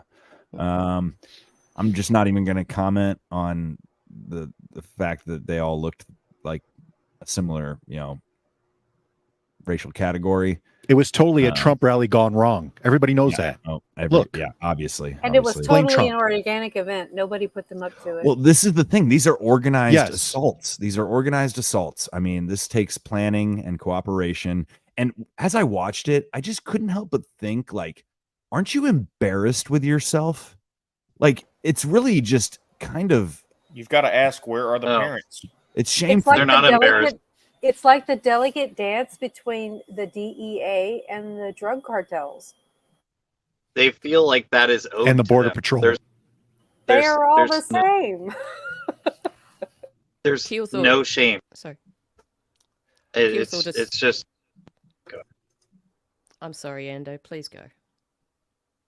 it's just that they feel that they deserve all that stuff, that they're entitled to it. And this is, California has, the very woke agenda, and it flows into the rest of the country. So everything you see happening in California is coming for you very soon. So, keep that in mind whenever you're recognizing that your stores have everything locked up, because that's another thing that And goes also, on. don't forget that it's all part of the plan. The lawlessness will continue until you submit to that digital ID, because that's what's coming next. Is you will not be able to enter the store unless you have a digital ID that you can scan to enter access into the store. That's why they're testing the palm scanning at the Whole Foods stores. They're dry running all of that stuff right now just to see if it's going to work. And people are doing it because they're stupid. They don't understand what is coming. Well, some of them are stupid and some of them are scared, and so they're given into it. But keep in mind too that a lot of the people that are perpetrating these acts are legitimate sociopaths. So they don't really need a whole lot of motivation to do what they're doing. They just need to know that they're not really going to suffer any consequences, and they'll just go and do whatever. What happens when that extends to the life of the average person on the street? Bingo. Okay, if We they're already willing see to take consequences everything of out of a that in the Nordstrom major today, cities. right? But people haven't woke up to it. They think it's some kind of mortality reparations or some shit. And my feeling is, once the body count starts, there's only one way to end it, and that's with a bigger body count. And it's unfortunate, but once people get in that feeding frenzy, it's hard to stop, as we saw in France, aka New Algeria, right? Oh, yeah. Well, here's the thing that really kind of blows my mind about it, right? I know I'm like the older guy of the bunch, pushing almost 50 at this point, but I'm trying to think back to a time in my life where I can remember seeing news stories about things like people just being randomly stabbed in New York City for literally no good reason. Like people are just walking around Chicago's stabbing had each that other. for People walking around, Chicago's had that popping since the caps 70s. in people they just for no reason, just for fun. Yeah, Chicago's had that since the 70s, same with Detroit. But because it was controlled by Democratic machines, the media pushed all those stories down. People don't understand how violent Chicago was in the early 70s because they weren't alive then. I was only just barely alive. I was 3 years old when I got caught in a race riot. And that riot literally started for no damn reason. It just was a bunch of black people who ran out into the street and started beating the shit out of anything white they could find, including a 3-year-old. That's the type of mentality you're dealing with. That 3-year-old was me. Well, it seems like it's all a part of the overall like destabilization effort, right? And it reminds me, actually, Fido made me think of this quote. The beatings will continue until morale improves. Have you all heard this before? That's it exactly. That's the exactly. sum of it all.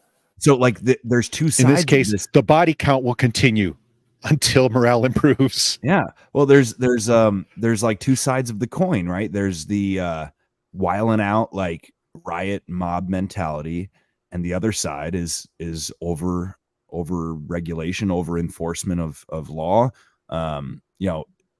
Whoever said, Ando, I think said, whatever's on the West Coast or East Coast for that matter, is going to come here eventually. How about the UK? I mean, check this shit out here. Is it up? No, here.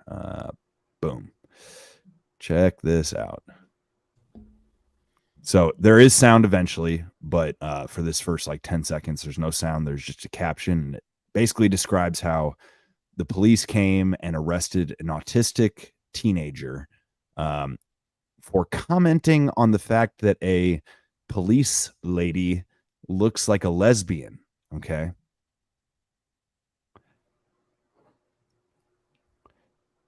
It says, my daughter told me, hold on. My daughter told me the police officer looked like her nana.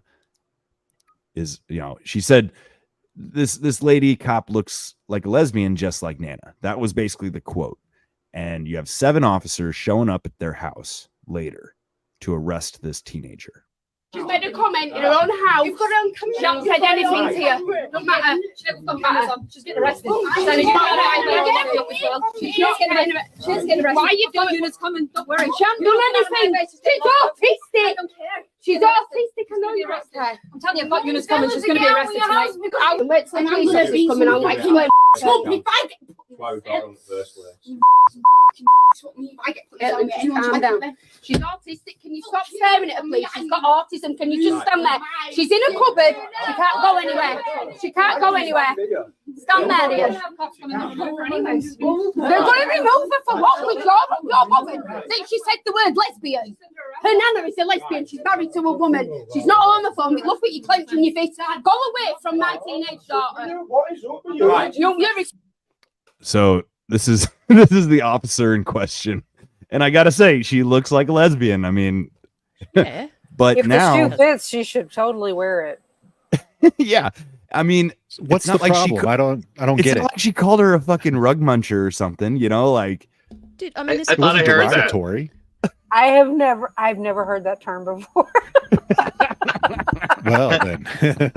A muff diver. I could kind of make out what she was bleeping, the bleepy words in the background. I thought I heard faggot, rug muncher, cunt, a few things.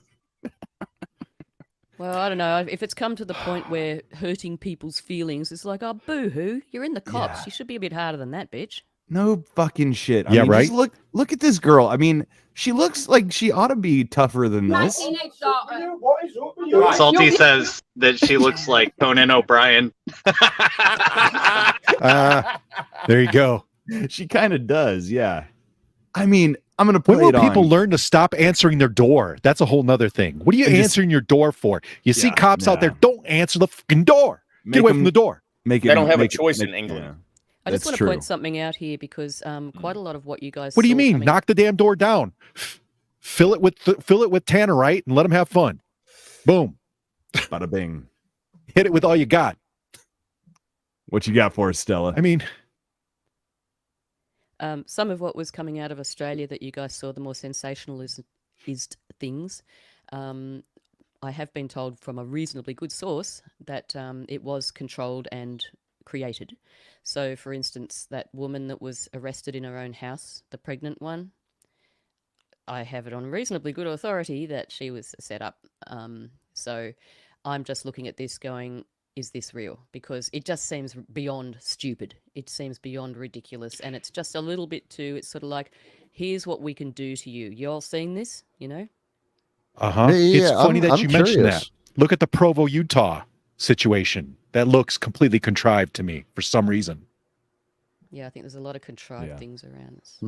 Hey, Stella. It kind of makes me think of that situation where the man and husband were, the husband and wife were doing a Zoom call with the judge on a court hearing for their divorce, and the judge asked the woman if she had her COVID shots, and she said no, and the judge revoked her visitation status with her child because she was not COVID vaccinated. And the husband never brought it up. It was never something he was even concerned with, but the judge brought it up. And I think that eventually it was overturned and she was able to get her visitation back. But that's one instance that makes me think of what you're talking about, Stella, how it was one instance where it was kind of sensationalized in a way that to make people think, oh, well, maybe I should get my COVID shot just so I don't the punishment will lose my continue. kid. Yeah, pretty much. Drizzle, did you want to say something? Well, I wanted to ask you if you remember the girl, I want to say it was like 2 years ago now, who I think she was, the Australian government showed up at her house and took her away to the well camp. I think it was just for a positive COVID test, if I remember correctly. Like she had no choice in the matter. They literally forced her to get into the van and go off to the camp and serve her quarantine time. And it was it was a big story here in the States. Do you know the one that I'm talking about? I know exactly the one that you're talking about. That was up in the Northern Territory. And yeah, I'm not sure about that, but I don't know about her specifically. She was never mentioned from my source. Okay. But I think, when you look at it from the point of view that I was just mentioning, that it's like, well, there they are showing us the camps. It's like, well, here we are. We're presenting it to you. This is what we can do. She may have been legitimate. I'm not sure. But I think like you said before, the person might be legit, but the actual thing is the psyop or the story. So that's where I would probably lean towards on that one. I'll try to find out, though, because I will be talking to that person again soon.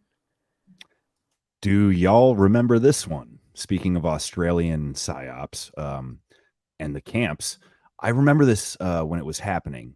The claim was that Australian social media influencers got hired to go take photos out at the concentration camps to make them look more appealing.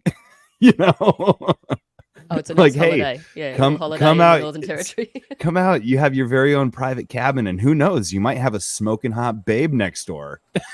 God, just imagine Germany in the 30s and 40s. Fuck. Yeah. Camp singles. So look at this. Remember that micro-influencers around the world are being paid by governments and NGOs to shill for COVID vaccines, mandates, and lockdowns. Is that China's doing this too. Micro-influencers being another word for whores. Yeah, totally. whores. Whoa. That chick at the Every bottom, government does it. Yeah, every single one. Should we? That's her. I want to just look at this and she smells shill to me. I'm sorry to interrupt, but I just see this regular pattern. But she's so cute, things. Stella. Yeah, I know exactly. This one here. It's horrible. This girl. They're always pretty. They're never ugly, and they don't look like cane toads. That's true. So yeah, there's that. So this and they often stick their puppies up on the desk too. Just saying. Oh sure. Yes, this is from inside the internment camp. It's a horrible feeling. You feel like you're in prison. You feel like you've done something wrong. It's inhumane what they're doing. Like you are so small. They just So she was not on the payroll, I guess.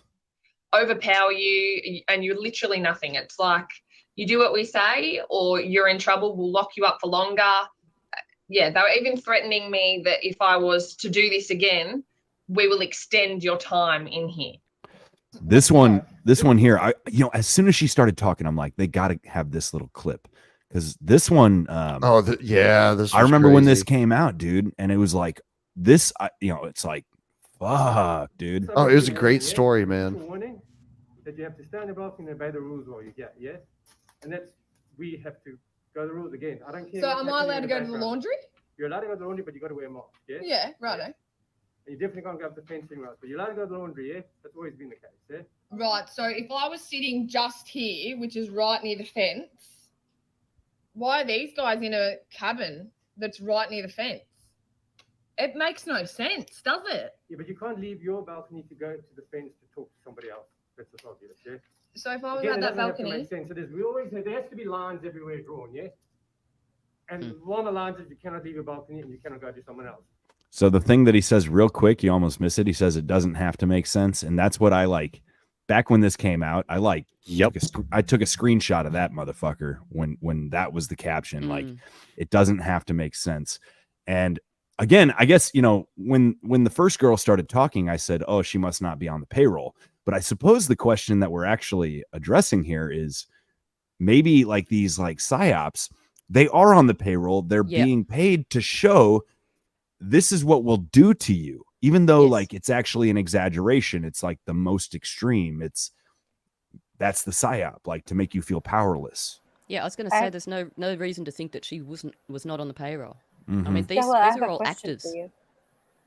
Stella, Not all of them. Sorry. what does a shell smell like? Is it tuna fish? They stink. Yep. Salmon out in the sun. Yeah. Well, you know, what can we do except keep trying to discern, you know?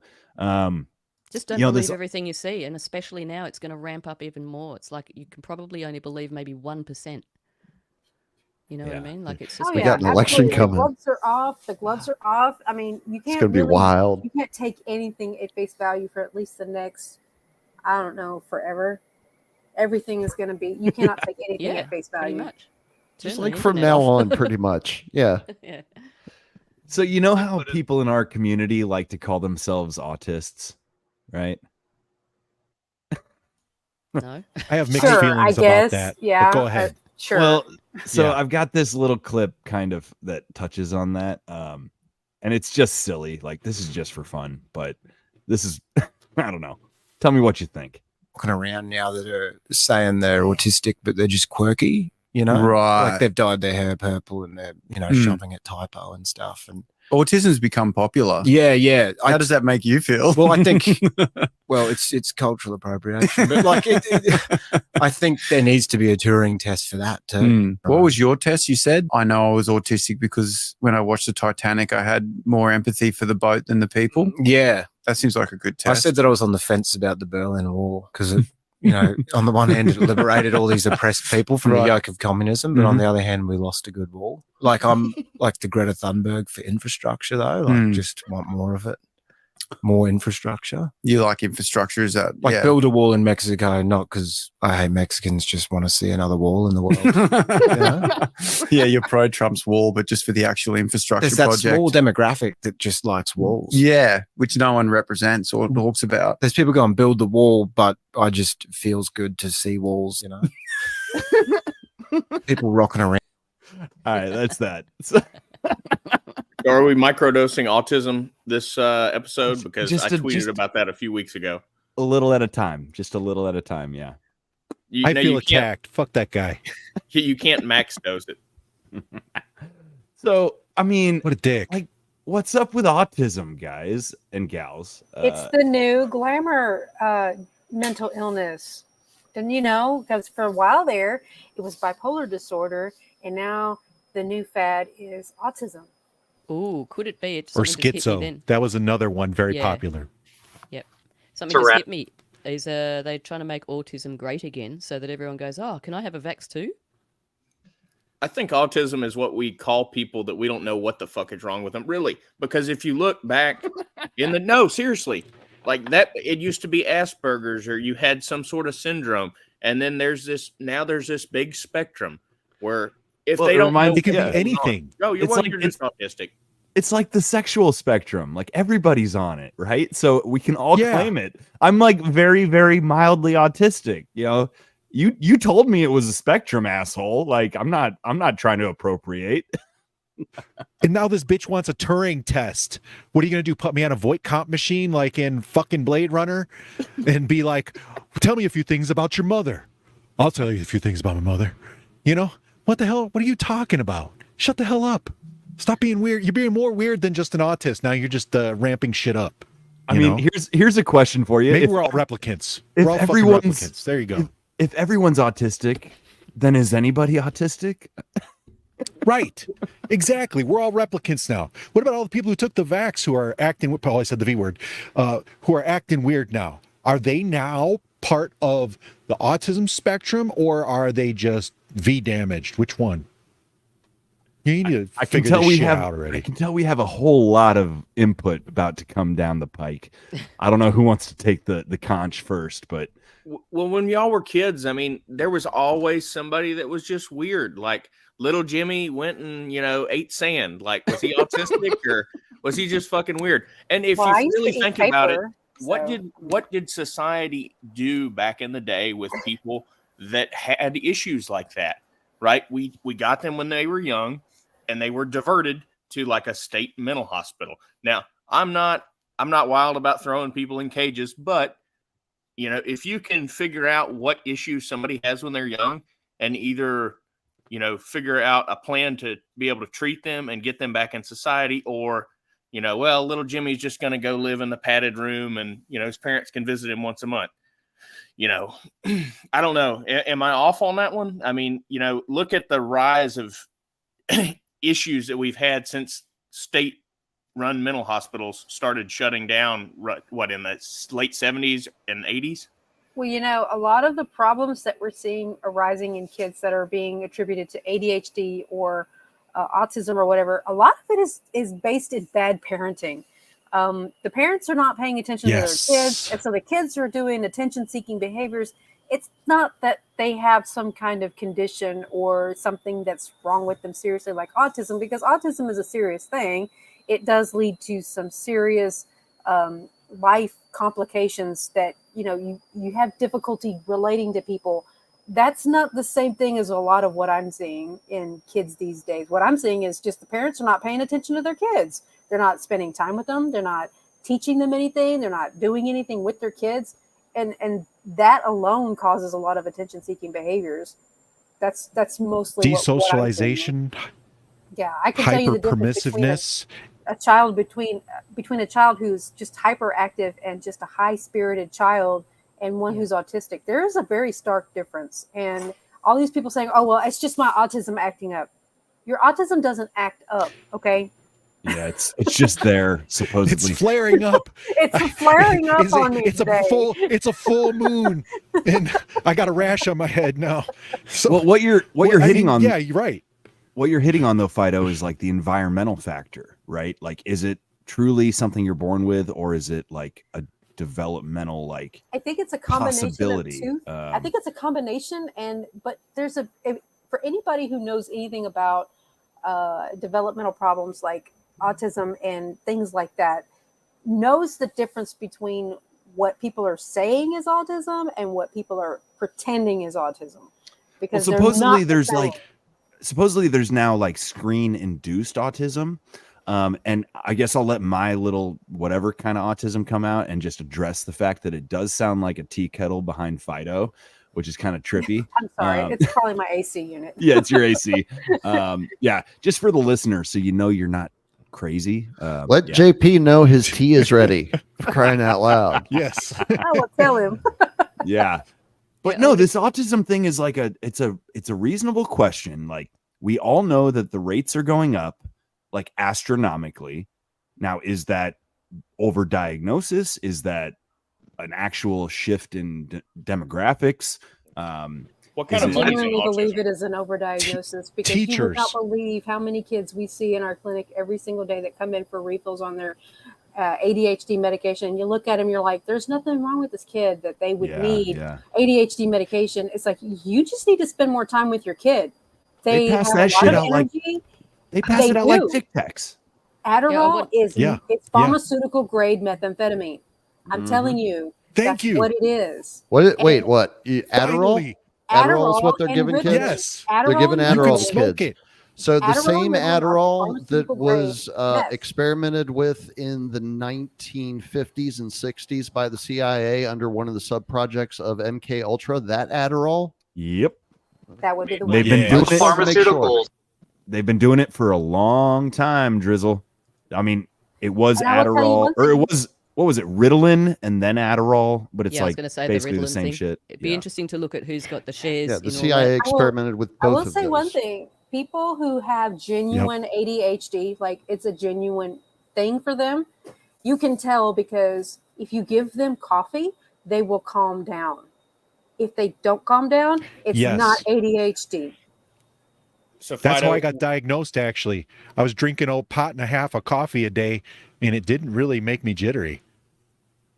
It So, actually makes, go if figure. you drink full caffeinated coffee, like I my fall son asleep. has it. You know, that's the only reason I Yeah, let my I'll son fall drink asleep. as much coffee. He's 15, he's 14. And the only reason I let him drink as much coffee as he does is because I know that he has it. And it actually calms him down. And I'm like, Yeah. okay, go It's ahead. Because definitely- it's a far cry better than taking pharmaceutical grade methamphetamine. Bingo. So I've got ADHD if I drink caffeine and just fall asleep, or it like makes me tired. Yeah. Probably. Yes, that's a sign. Yeah. Well, okay. That's how they diagnosed me. Something worth pondering is the fact that we're all here for maybe some reason. We all are probably a little bit of something or something else because we're more aware and more observant and more critical.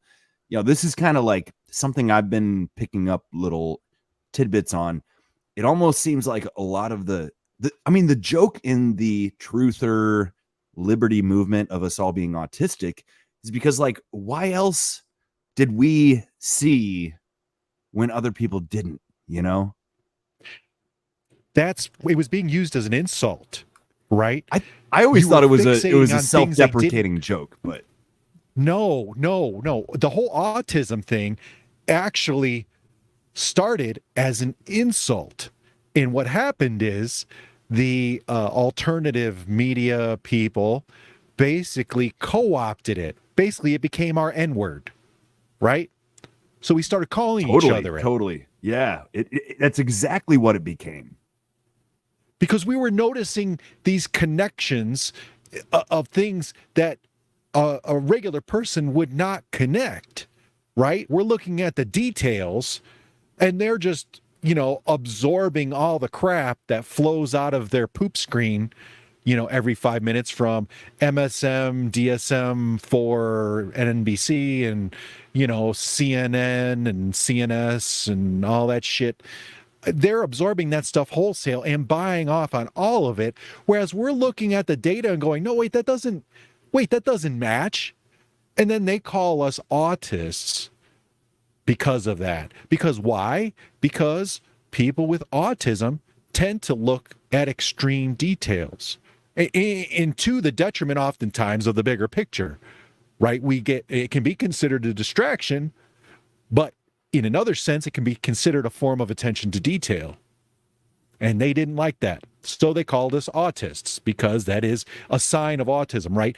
Rain Man, right? He's calculating all these facts and figures in his head. He's counting the cards. They look at us like we're the Rain Man here, right? We're the ones counting their cards. And we're calling bullshit on this whole goddamn casino. Yeah. Well said. Honestly, well said. I found you a cool little onion piece. It's in the chat, and it's in the Telegram. All right, give me a sec. Can we get a time code so somebody can clip that? Because that was pretty awesome. We're at 153 minutes and 20 seconds right now. So, Oh, let's mention RFK Jr. and his thoughts on why there's a sudden spike over the last several years in the tisms. Hypnotism. I will call them Dad's groove pants because it rhymes with that. Say They're that going again. into the vaccines. Dad's groove pants into the vaccines, and that is probably partly responsible for this sudden, steady rise in the tisms. Autistic reporter Michael Falk joins us now with his interview. Nice to see you again, Michael. I cannot see you, Brooke. I can only hear you. Right. Okay. Hello, Brooke. What? I finished speaking with Brian Wasserman 26 minutes ago, and I've been standing here since then waiting for you to talk to me. Watch that interview. Is this fucker blind or is he just? Oh, he's autistic. This is the Onion. He's hyper He's fixated. playing it up. I was going to say there's no way playing this it can up. be real. IFC. This is He's playing it up. It's funny, Okay, though. sorry. I gotta go back. That Autistic reporter Michael Falk joins us now with his interview. Nice to see you again, Michael. I cannot see you, Brooke. I can only hear you. Right. Okay. Hello, Brooke. I finished speaking with Brian Wasserman 26 minutes ago, and I've been standing here since then waiting for you to talk to me. Watch that interview now.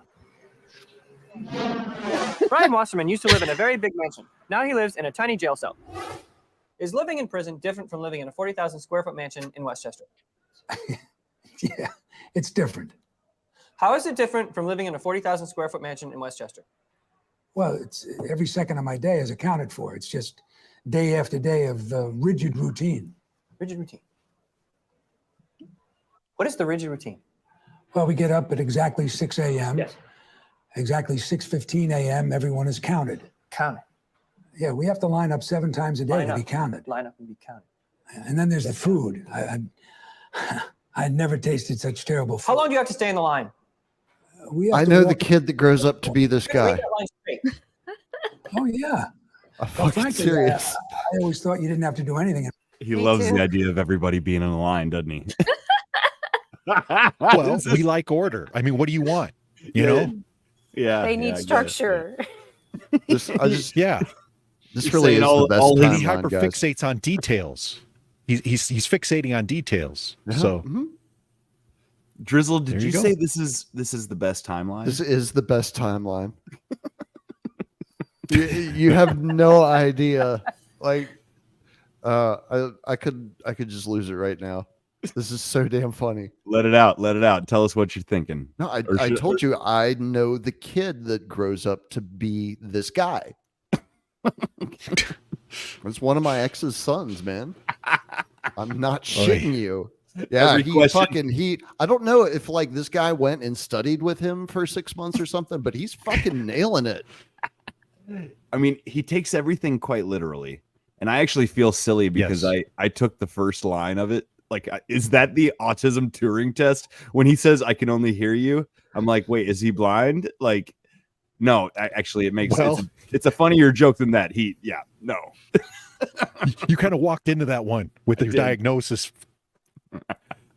All right. Should we play on? Oh yeah, you gotta get to the punchline. All right. in prison, but we have a work detail and it's hard. Just yesterday, I spent the entire day stacking crates, just one on top of the other. Just I like to stack. You do? Yes, I like to stack crates, stacking crates. Yeah, well, it's hard work. Yes, stacking crates. Yeah, I don't mean to complain, One on but top of another, I on top of realize what another, I on did top of was another, on top wrong. of another. I just want to serve my time and maybe I can get out of here and get back to my family. Why do you want to get out of here? For my family. Can you stack your family? What? I want to be in prison. No, you I don't. want to be in prison. No, you don't. You see, it takes its toll on you. Well, you wear the same clothes every day Yes. and you live in this tiny little box. And, Yes. and there's hardly any human contact. How do I get to live here? No. How do I get to live here? I need You to go to don't- prison now. I don't think you understand. Now. You see, this is a scary place. I mean, sure, there are normal guys like me who are in here for embezzling and fraud, but that takes too long. we I need to go also to prison have now. That takes too violent long. Let's go offenders. now. I mean, the guy in the next cell over, he robbed the convenience store and shot the cashier. Robbed a convenience store. Yeah, I shot so the cashier. Shot the you know, cashier. Okay. I mean, it's a Make sure the scary cashier's place. dead. It's rough. Make sure the cashier is dead. Oh Lord. That's pretty good. Oh, that's a little too close to home, man. I don't know. Yeah. I do that especially when I'm talking with somebody about something really technical. I have to stop myself. You know, like if we're talking about chemistry or we're talking about like something that's not functioning right on a machine or something, I have to make sure I'm not mouthing the words all the time. I hate that. I tend to drive with my tongue sticking out. Like a damn dog. What in the hell is that? What are you, a dog? You need to It's open up the window? Every time I'm focused on something, my tongue comes out. I don't know what that's about. So Autism. yeah, I don't know. Heightened sensory perception or something. It's the What big is that? brain. It's putting pressure on your jaw. That's what's So happening. so There you does go. autism come from He's giving up. vaccines He's or giving up just use of his tongue. That brain activity that would be reserved for the use of his tongue. He's devoting that to something else. yeah? That's right. He's borrowing it so it falls out. Yeah. It Yeah. like loses control. It takes that operation and sends it to a different part of the brain. Yeah. He's got an efficient brain, man. I'm telling you. There you go. I don't know. Got to get everything. It's a delicate balance of nicotine and THC And coffee. and maybe some beer. I don't know.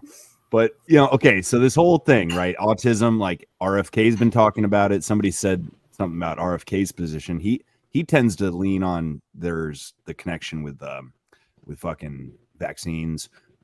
Somebody threw out the connection with Tylenol, which I was not familiar with. But what's that all about?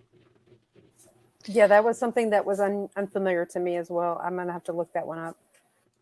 So just No, to- that just came out. There's a Landmarks case that came out recently about the Tylenol autism link. So Yeah, and I wanted to give a little an overview. So there was an Epic Times article that was published in January of 2023, and it was discussing a researcher who had basically spent almost the last 30 years of his life working and studying at Duke. And I pulled up just some information about him online, and it looks like he is originally he's an I don't know, whatever that is called. Let's see. Oh, immunologist. Immunologist. Yes. But from what I can tell with his website, even back in like 2016, 2015, he was working on and studying the causes of autism. And he seemed to think that there was a gut biome connection as well. And well, with the COVID shot, we do know that there is some evidence or some talk of the fact that it totally wipes out your gut biome. So it could be that way with some of the other vaccines that children get in their life. And then, anyway, in his research, so he was working on that, and he believed that there was an association of getting a vaccine and then receiving Tylenol after that would increase your likelihood of having autism. And then he ended up getting defunded, and he ended up being able to find private funding, and the university still did not allow that. And eventually he just lost his job. And the connection is that on the board of directors at Duke, apparently 2 of them work for Johnson & Johnson, which is the maker of Tylenol. And so that's why this professor was getting a little too close to home and ended up losing his job. Well, how many times has it been linked lately that mental health is linked to the biome? And it's so much of that is coming out, and I fully would be behind that myself without any kind of medical I believe knowledge. that's true as well. I've seen plenty of people with gastrointestinal issues that also have severe or have mental health issues as well, like anxiety and depression and things like that. And I can say that I actually started taking a probiotic. Now, I don't have depression or anxiety per se as like a consistent issue. I have had my periods of anxiety and depression, as any developing human being would. But when I started taking a probiotic, it was a 5 strain with 10,000 colony forming units every single day. I had a general feeling of well-being just every single day when I was taking this probiotic. I just felt really good. I was always in a good mood when I was taking this probiotic. So it's good not just for people with mental health issues. It's good for anybody, really. And the more significant the anxiety and or depression that somebody is dealing with, the higher number of strains and colony forming units they're going to need to combat the symptoms that they have.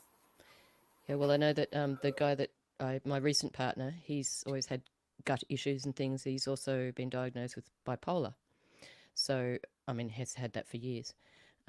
So I have always linked that to, but he would never be open to alternatives apart from taking what the doctor gives him. He's the V plus the shoe shot in one day kind of guy. The flu shot, sorry. Yeah. Bipolar So, 1. hence we are no longer together. Huh. Yeah, they that call the makes gut. sense. They call the gut your second brain. You know, you have more nerve endings in your gut than anywhere else in your body except the brain, followed by the heart. The heart is actually the third in the list behind your stomach.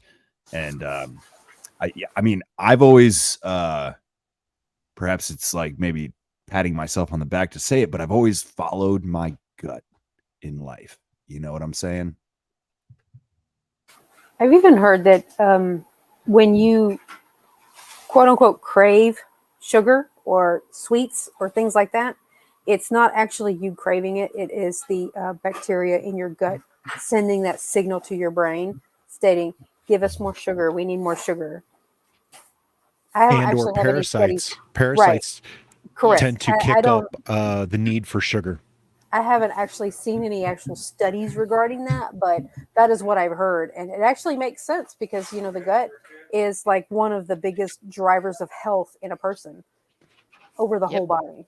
Interesting you should bring that up, Rob, because I was just about to mention the diatomaceous earth that I've been taking for, 18 months, I guess, alongside NAC. This is not medical advice, by the way, but I have been taking NAC, diatomaceous earth, and I make my own vitamin C powder. What is NAC? Oh gosh, what's the name, Rob? I can never remember that. Niacinamide? Nicotinamide, I think it is. No. Acetylcholine or something like that. Is it like a derivative of niacin? Is it like niacin? Yeah, no. Oh, no, and it's not. acetylcysteine. Yes. N-acetylcysteine. That's it. That's it. Yeah. It's an amino acid, I believe. Anyway, my point being that I can't say I've sort of had gut issues. I've had, you know, things like I've had a lot of depression through my life. And I just feel that since I have been doing that, I've been feeling quite amazing.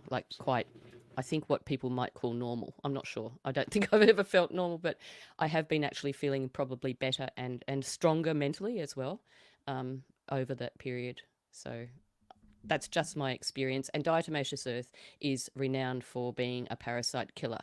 Mhm. And as we have discussed in this group fairly recently, particularly with Rob, that parasites are probably playing a very big part in humanity in many different ways. So diatomaceous earth, food grade, must take food grade. If you Mhm. want to look into that, it's cheap as chips and it's quite amazing. And it's And very you can put it on your garden. You can put it on your garden, kills- but don't waste it the kills food grade bugs. stuff. Yeah, Yeah. don't waste. Well, you can actually use the food grade stuff in the garden. It's probably Oh, better yeah. for your veggies, of course, but it's very cheap and very effective. What it does is it dehydrates the parasites and it gets into all their little joints and things, so they can't survive. Basically, It's like got a totally harmless. high silica content. Yes, it so is. It's just basically fossilized, little tiny microscopic fossilized things that have been around, you know, for years and years.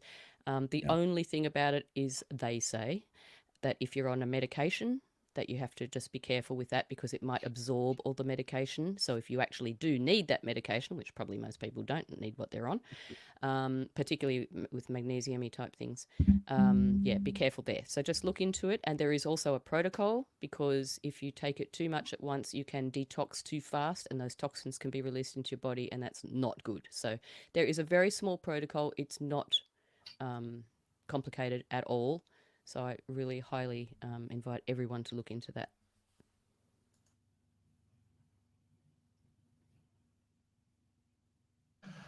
Okay, well, we have some links in the comments here in the private chat. Is there anything that y'all want to cover? Like, I kind of feel like we've hit autism and then some. I don't know what these links are, so somebody guide me. So one of them is a strange event that happened to me in Santa Fe. You may want to play that one. It's really weird. There's a really loud noise. There's something flying, perfectly clear sky, nothing in the sky. No chemtrails, no contrails, no rocket exhaust, nothing. Is and it is loud is it the as last shit. one? Which one No, was let it? me go ahead and put that. Let me go ahead and put that one up. It's the one where it says UFO or nah. Is it aliens? Let me go ahead now.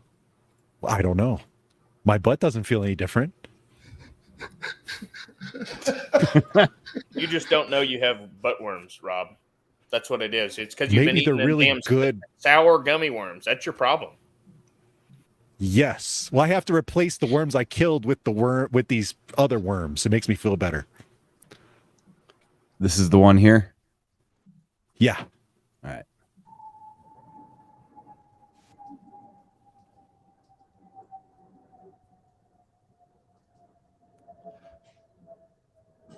Kind of sounds like an airplane right now.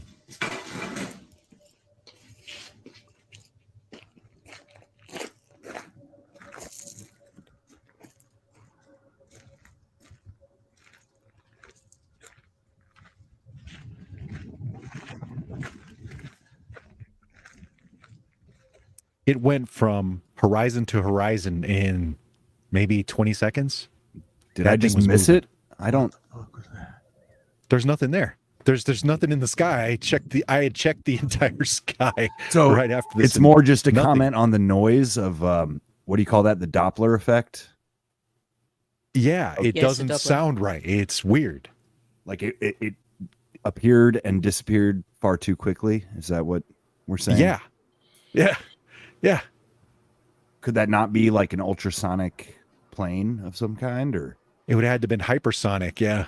Oh, well, beyond that even, because I couldn't hear it, and then I heard it, and then it had gone, the sound had gone all the way across from horizon to horizon in like 20 or 30 seconds, something like that.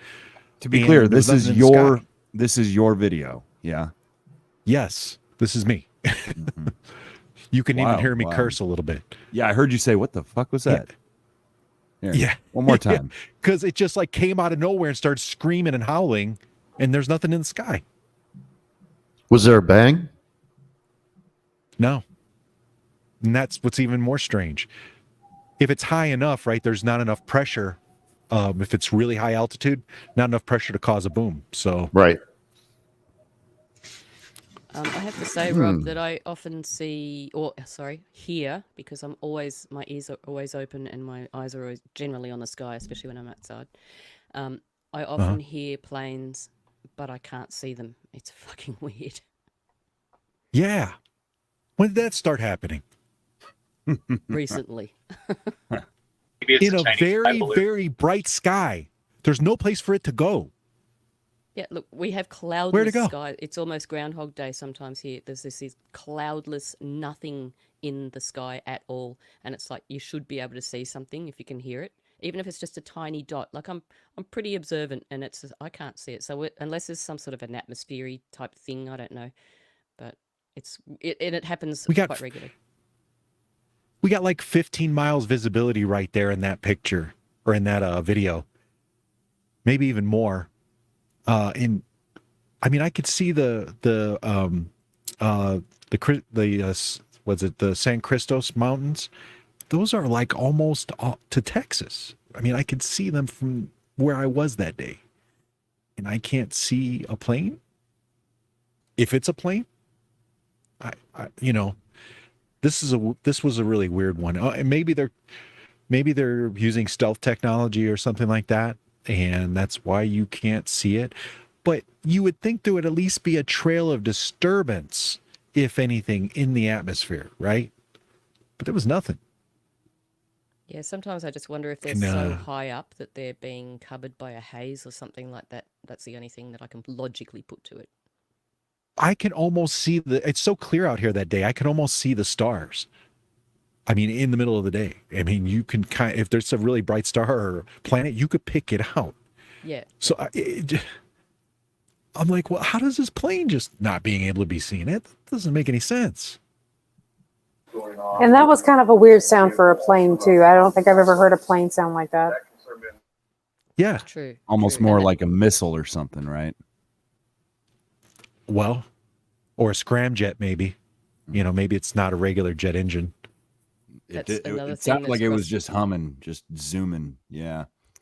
I've heard a couple of weird sort of planes as well, and I've actually been able to see those ones, but they sound, it's almost like if you can imagine an electric plane. I don't know if they have got them, but I just figure they must be drones because they don't sound the same as a plane, and it's just too even.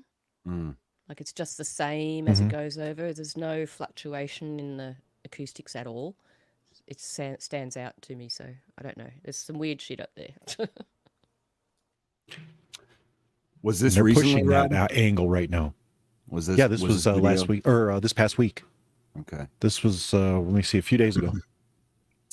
Well, I gotta say, I started going through some of these links in the private chat here, and there's some interesting stuff. Do we want to stay on this like gut biome connection? We're going to talk about Provo. Ooh, well, we could shift gears there. Speaking of psyops, we kind of barely touched on it earlier. Yeah, but I'm just seeing these videos y'all shared about Tylenol and autism, parasites, the connection between schizophrenia and autoimmune disorders. I mean, this is all like, maybe we don't need to go down this rabbit hole right now, but like, I think we're hitting on something when it comes to the importance of your gut biome. Clearly. I don't know. Yeah, I would agree, but I think people can We've beat that horse. I feel. Yeah. All right, and speaking of aliens, you do know that one of the proposed methods for Neuralink was, rather than having an implant in your brain, was to have an implant in your butt. They were going to implant. No, I'm not even joking. What they found out is that there is a way that you can bypass some of the neurological mapping by using the nerves in the vagus and gut area, right? That they could actually bypass certain sensory how can you say, inputs and outputs by putting it in your rear end and then getting it to the front of your spine, so it would kind of go up your butt and then glue to the back of your colon and to the front of the spine, and then they would lodge it in there and then send the signals there to bypass a certain rather difficult part of the brain to map. And what they found out is that whenever you do this, everybody kind of has the same mapping and has the same response to the input and output stimuli. Whereas when they implant it in your brain, it has to go through this voluminous mapping procedure. And now you know why aliens put stuff up your butt. I was just going to ask, is that why aliens always go straight for the butt? They like the butt stuff because it's just so much easier to interface with. It's just quicker. There's a reason people boof, boofing cocaine and shit. I mean, it goes right in. Bam. That's true, but can I just bring up? This is where this. Hang on. No, I need to bring this up. WTF Forum, I gotta say, I love it. Okay, again, maybe Drizzle can join me in this because we were talking about this earlier. So we've gone from brain implants to butt implants. 1, 2, 3, all together, as above, so below. I'm just trying to picture Elon being like, and then you put it in your butt, and then you can play pong with your butthole. Why do you think he's building cars? Okay, he's building cars so he can secretly inject it from your seat. There you go. No, but you see, it's like South it's like a Park with Fitbit with tiny wires that it goes in your butt. It's a shit bit. That's pretty good, Drizzle. A shit bit. Nailed it.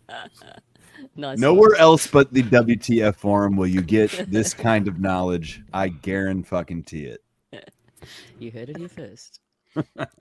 Yeah, look, they're taking the piss for sure. If it fits, it shits. I mean, look at the anal swabs. The anal swabs. Remember? In China. Yeah, what was that about? Like they were trying to get us used to that or something? Yep. Well, that and also too maybe to get the authorities used to going in there all the time. Yeah. Is that how y'all take your temperatures? It's a collective stick it up your What butt. if they're taking and DNA seriously from your colon so they could make a new neural link. Because, right, we all, a lot of us thought that the reason they're putting that thing so far down your throat is there is actually a point of interface there on the back of the throat that connects into a ganglia, right? No, I'm serious. This is real. Wouldn't have a So what if they were just trying to go the other direction and see what's up there too? We were just one giant experiment. You're Well, talking I the COVID test swab? Is that what you're talking Yeah. about? Why do you need to go all the way back there? It makes no sense. It makes no sense. Unless you're checking to see what kind of cells are back there, and maybe you're using it as, for an interface of some sort. Ashley? And I wanted to chime in, like, I think Stella already said this, but I think there was part of the humiliation ritual to that, like rubbing it in your face, more demoralization, and probably like with so many of these things, these little mini trial balloons to see if people are really willing to let them stick that thing up your ass. Yep. How far are these people prepared to bend over? Yes. It's like a relationship where the guy's like, "Can I do anal? Can I do anal? Come on, let me." Are we there yet? Are we there yet? Oh my God. If I tell you I protect you, can I do anal? If I'll pay all your bills, can I do alien? Alien anal. Okay, just to be honest, man, I remember one time talking to this guy I know, and he's like, so you ever like do anal, dude? And I'm like, nah, bro, like I ain't into that. And he's like, why not? I'm like, because there's shit up there. I'm like, it astounds me that it's so popular. It's an I know. output, not I'm like, input. Worms. And also, like, pussy is nice, man. Like, what's wrong with a pussy? I don't know, like. I'm just being real here. It's kind of like, dehumanizing too, right? You're not facing your partner or anything like that. You're just like using them like a device or something. And you can't procreate that way either, which I that's think the is- biggest thing. Yeah, one of the big You're a things bigot. that How dare you Owen say that? Benjamin, Owen Benjamin talks about this a lot. That is part of the whole thing, right? That it is so unnatural because you're not able to procreate from that. Yep. Popping in the boo-boo hole to depop. Safe and effective, baby. Safe and effective. it takes away the consequence, right? The purpose. And it makes me almost think about how they push fucking birth control on every girl starting like what after your first fucking period. Like, what is Definitely that in about? high school. That's for sure. Definitely in high school. That's the going thing. And isn't But, the argument like, oh, it'll make your periods more comfortable and like you'll have less acne? And it's like, it's not even a chastity or far from chastity, but it's not even like they don't sell it as contraception. Well, They and what they don't even tell people, well, I don't think that they tell people enough, is that it doesn't even protect against the consequences. Like, well, yeah, I mean, it keeps you from having a baby, but there's other consequences to casual sex and that they don't ever talk about. I was like, seriously, if you ever decided to go and look at the, which Google has plenty of images that if you would like to see the consequences of STDs, they are more than happy to show you those pictures, which would make you to never, ever want to have sex ever again, in any shape, form, or fashion. But they don't tell people that. And, birth control is, I mean, I guess it's fine in one way or another, but it's definitely a way to get people used to taking a pill and being like, oh, well, I'll just take this and I won't have to worry about it. Yep. There's a couple of things about the pill that I'd like to mention here. Is one is it's very unnatural to me that people or women, real women, take the pill and they can actually go without a period, because if they just keep taking the pill and don't have that 7-day block, which is non-hormonal, whatever, then they get their period. But if they keep taking the pill, they don't get the period. So you can actually go for months without having a period, which is just so unnatural. And the other thing, So, I mean, okay, quick, can I ask a question? Yep. No, let's stay there. Yep. Don't you have like a certain number of eggs from basically from birth, right? Oh, how do they prove that? I don't know. Well, I think you there can is. prove that by dissection and. But how do they and- prove that? How can they freaking well prove I don't that? know. Oh, this is what I've been told, at least. You have the eggs you have as a woman, so if you're not having a period, if you're not releasing an egg once a month, what, they just stay up there forever? Like, I don't know. I mean, that's maybe an ignorant question, but I think in the cases where the whatever it would be at that point, I guess it's still an egg at that point. It would get absorbed by the body and excreted through some other fashion, wouldn't it, Fido? That is correct. It does get reabsorbed back into the body. And then it's the same with like even with a person who has to have has a miscarriage, generally speaking, all of that material that develops with the fertilized egg, it does get absorbed back into the body. And the reason that they go in and clean out with like a curate dilation and curettage is to clean out that which is not reabsorbed back into the body. And so they don't have to do that, but they do it as a quote unquote courtesy to help the woman heal after a miscarriage. It's not absolutely necessary, but they've got women thinking that that's something that they have to have after a miscarriage, so that it's another procedure, so that it's another charge, another bill to the insurance another company that invasion, another of invasion. your, Absolutely, yeah. Yeah, But well, I had a miscarriage between my two children, and I was never consulted. It was just something that they did. Wow. I didn't know much about Right. it, and yeah, right. kind of like getting circumcised as a baby. Sorry, just had to say it. Yeah, it's just like Absolutely, I'm a 100% against circumcision of children unless it is part of if it is genuinely part of your religious practice to do. That's one thing. That's one right. thing. But if you are not a part of a religion that actually actively practices that, there is literally no medical reason to have a circumcision after a child is born, unless there is a medical problem. Makes it easier to bathe. It makes easier to bathe your little baby. It's a convenience thing. Sold it. That's how they sell it. But I mean, not really. I mean, it eventually does what it's supposed to do. The foreskin does eventually do what it's supposed to do. But you just keep the baby clean. That's all you have to do. It will eventually do what it needs to do. Stella, you had like a whole nother thing about the whatchamacallit. Yeah, I was something a little bit along the similar lines because we're talking about STDs, and I just remember back a little while ago now, couple of decades or so, in the public transport, in the trains, I don't know if it was the same over there, but we used to have like these advertising things all along this sort of the inside of the train walls up above the windows, and often there were things. It was full-on propaganda, and there was often things like don't smoke, don't be a dummy, with pictures of kids with dummies and whatever, and a lot of them were based on STDs. So there were these sort of cartoons of these little naked characters running after each other, man, woman, this big long chain of and it was very well advertised. And then sort of around about the 80s, I guess, when the whole AIDS epidemic hit, I don't know if you guys have ever seen the commercial for AIDS that they had in Australia.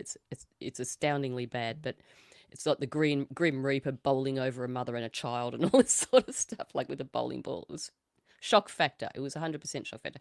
But what I'm getting to is that pretty much since the AIDS epidemic, and they were sort of promoting the whole prophylactic thing, condoms, then there has been very, very little talk about STDs. In fact, I really don't remember any talk about what seemed to be commonplace and kind of in our faces a lot, and then suddenly it just disappeared. And I'm thinking sort of, there's part of helping people get sick and relying on big pharma is by not promoting awareness. So there's a whole sort of, I feel it's a whole generation or even two that have come out that have not really been educated about STDs. They certainly haven't disappeared to my knowledge. Well, maybe those bioweapons like degraded and they're just gone. I kid. Yeah, I don't know. But it's just it was there and then it was gone. So well, I was gonna take it back to the pill because what I've heard about it is that it affects female mate choices. Frankly, like it affects the form pheromone kind of effect, if you will. Yeah, and toxoplasmosis does the same thing. Buttworms. It all comes back to buttworms, doesn't it? And Toxoplasmosis. Now, where's that derived from? I always heard it was cats, like feral cats and things clawing people. Not feral cats, regular cats, house Or cats. regular cat, yeah. Just any cat. It's I think it's a bacterium It's a that parasite, I think, develops. It develops in the cat litter, and when the cats are doing their business in the cat box, it gets under their claws, and then of course they scratch you with it, and it gets into your bloodstream, and all sorts of wonderful things happen, I'm told. Oh, it is a parasite. It says here Toxoplasma gondii, Gondii. Gondii. Yeah, something like I think 80 or 90% of France is like known to be infected with it. It's like some crazy number. Undercooked meat. This is true. Another form. Is another source. So, And it so has my a question, lot of neurological effects. My question is, where do I find a woman that's not on the pill and doesn't have cats? And hasn't. I've always had cats. I mean, it's just growing up. It was always a thing. The Amish. When I got to an adult, I always Mennonites. had cats. So I mean, cats are awesome. The aliens are coming, Mike. Well, I'm thinking maybe it's like the opportunity for a new dating app, right? Like they tried Unjected, and I don't think that really took off. But how about like nocats.com or something? I don't know. No pussies. That's what you could call it. Nope. Well, I don't want that. That might be a Puss trans without dating puss. app. I'm being silly here. But yeah, I don't know, man. It's so funny that we always come back to parasites for some reason on this show. Right? Can't imagine why. Well, anybody want to go a new direction or have any ideas or Provo. Oh yeah, we should cover that Let's real do a little quick. Provo. Anybody got a link? I don't have anything as far as that goes. But as people have probably heard, a 70-something-year-old man was gunned down because he posted some spicy things about what he. Wait. He was might do. 75 and 300 pounds and walked with a cane. Yeah. Very dangerous. But they do call the gun the great equalizer. I mean, even an old man with a gun can do some real damage. I mean, so the thing of this story, like, I would like to know more detail about the quote unquote raid. Because they showed up, from what I heard, they showed up at like 6:15 in the morning. And I don't know that I've heard, has anybody claimed that he fired any shots? Because I have not heard that claimed personally. But they killed him dead. I mean, big time. Supposedly. Again, is this all just fabrication? That's another possibility. I don't know. I think that Merrick Garland's FBI would certainly love to murder some MAGA guy just for talking trash on the internet. And it plays into more demoralization campaigns. And it's not far-fetched to me that this actually happened. Well, I have a question about it. I think it's like an actual fundamental question about it. And that question is, why was the FBI investigating this? Because from what I understand of the story, the reason that this investigation was taking place is because this older gentleman had allegedly made threats on social media against the president, which, if memory serves correct, in years past, if there was a sense that somebody was making a threat against the president, the investigation was usually handled by the Secret Service. So why was the FBI even on this? Sometimes I think that there are things that happen that the FBI has their hands all over. And it makes me wonder if it wasn't a CIA versus FBI situation where the FBI is playing one side and the CIA is playing the other. I just get that feeling sometimes. I can't ever back it up with any kind of proof. But every time you hear that a person has been was known to the FBI or was in talks with the FBI, you're like, okay, well, who was playing the other side? It's probably the CIA. And you never hear about that because they're the CIA. I mean, usually when it's the FBI, the other side is the FBI. That's the funny thing. Yeah. I think Gretchen Whitmer taught us that, right? Yeah. Yeah. FBI foils, FBI shooting plot, right? Isn't it so silly? Like, it's almost, I mean, Clown World is an apt description, right? It's just so silly, like all of it. Except it's not. Like, it fucking affects people's lives and shit. But no, I mean, again, like I don't necessarily feel a whole lot of sympathy for this hypothetical cat who was like dumb enough supposedly to, threaten to kill the president. Let But Rob give more he details.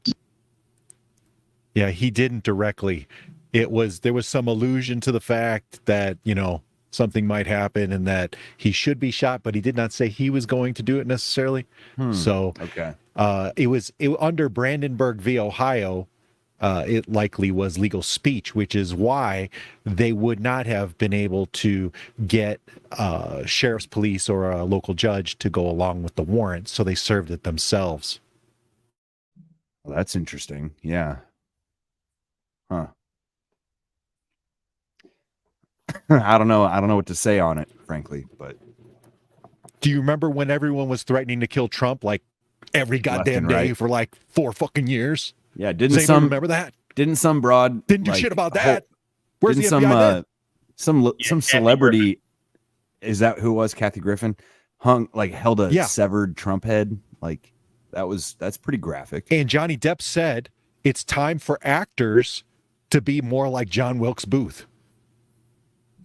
No shit. It's about as direct a threat as you can get. Goddamn. Yeah. Well, I don't know. Seems to go along with how things have been. It's, the Justice Department is clearly like kind of one-sided, I suppose. This is one of those live by the sword, die by the sword moments. Like, he showed up to the door armed. So, I don't think he was planning on going peacefully. Did he? I haven't seen any of that footage. I wasn't sure. Well, there's no I hadn't footage, heard that. but all of the articles say that he showed up with a gun. Well, fuck. I mean, if Until I I see the footage, I don't care. I'm not listening to any of that. If I get Because someone they would rig that You'll shit never anyway. see the footage. That's the thing.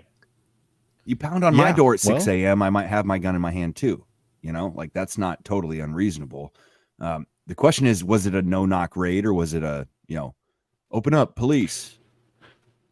That's why they usually get the sheriff's police involved and they come with the FBI, right? Because here's the thing.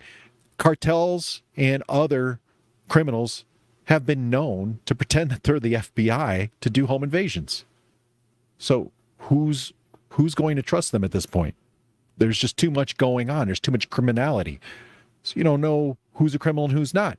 Just because somebody looks like FBI or ATF or DEA or whatever.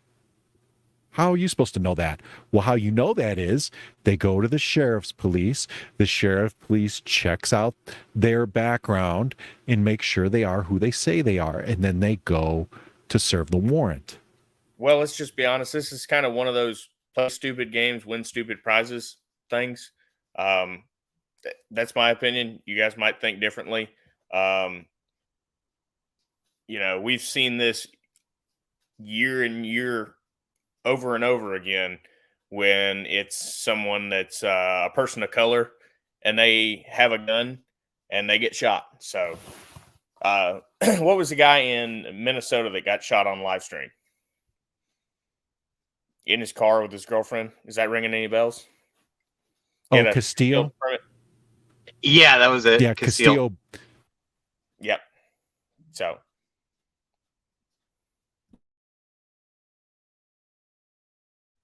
Yeah, it was stupid games, stupid prizes, but like a lot of boomers run their mouth on the internet because they don't see the internet as real. Young people see the internet as real life, and they're wrong.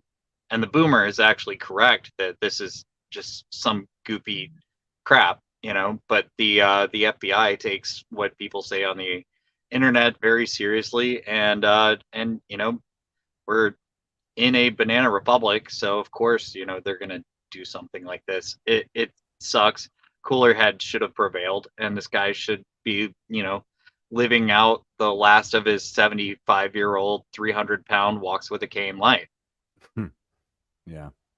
Well, yeah, it's like, or it's he's like not even dead at all. Let's be honest. He might not even Well, be dead. I mean, I was gonna say, if we're on the theme of like they're just trying to show us what they want us to think that they're capable of, right? Like maybe it's irrelevant, true or not. You know, this is a example of like pre-crime, right? This is Minority Report. This is, we suspect you of doing something, so we're going to come get you. And I think it's, if I can make a transition, right? This issue of discernment, right? That's kind of like at the heart of what we are trying to do here, is discern fact from fiction. So I think it's worth maybe checking in with AI, right? And how maybe easy it is anymore to deceive. I'm going to use this as kind of an introduction to the concept. This here is an AI Beatles song sung by the long deceased John Lennon. And I only share it because it's halfway convincing, but like a discerning, like perceptive, knowledgeable person would easily mark this as a fake. But unfortunately, there's a lot of people who are not discerning. They just take it at face value. And, you know, mark my words, there are going to be kids growing up who think John Lennon's still alive because of this bullshit right here. Isn't it obvious? Isn't it clear? Every time you needed someone, wasn't I here? Either you're stupid or you don't even care. But I've been holding on to feelings I gotta share.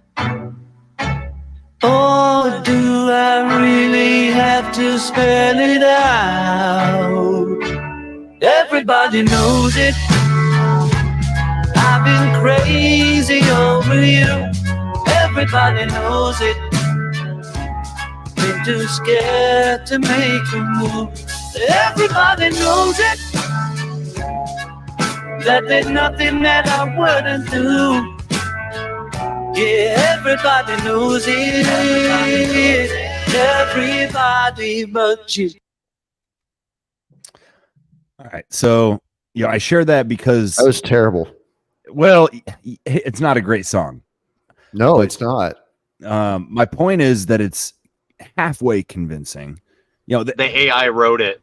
That's the the problem. AI wrote it. Well, but the face is what kind of like got my attention. Just reminds you know, me of for- the Thunderbirds. I was going to say, for the listener, like there is John Lennon's face like singing this song, and it's getting better, right? Like AI is getting better. It seems to me. It's not perfect. Like I said, if you have two eyes and a brain, like you should be able to see it as what it is, a fake, but it's still just something like the what do you call it? The uncanny valley approaches, you know what I mean? Like, Yeah, and also as AI becomes more and more popular, I have no doubt that living artists are going to also embrace it. So they're going to create videos of themselves, but AI versions.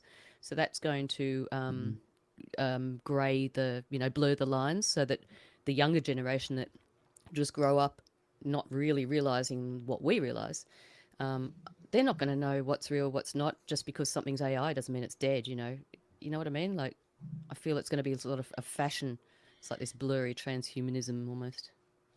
Well, and it kind of also makes me think of, there was a post that I had made not too long ago where I asked people if they were able to discern the difference between a piece of piano music that was played by a human being versus one that was played by a piano or by AI or an algorithm, because you can upload sheet music to an algorithm and it will play the music as it is written within the parameters of music theory and how music is supposed to sound, and it will play the music and it will play it perfectly and no missed notes or anything. But if you have a human being play that exact same song, it's going to sound different. There's going to be very subtle differences. You're going to have more emotion. The volume between the notes is going to be more nuanced because human beings know what that phrasing is supposed to be like in that music. And SoundCloud is riddled with people posting, or I'm assuming they're bots posting music it's piano music, but it is all performed by an algorithm.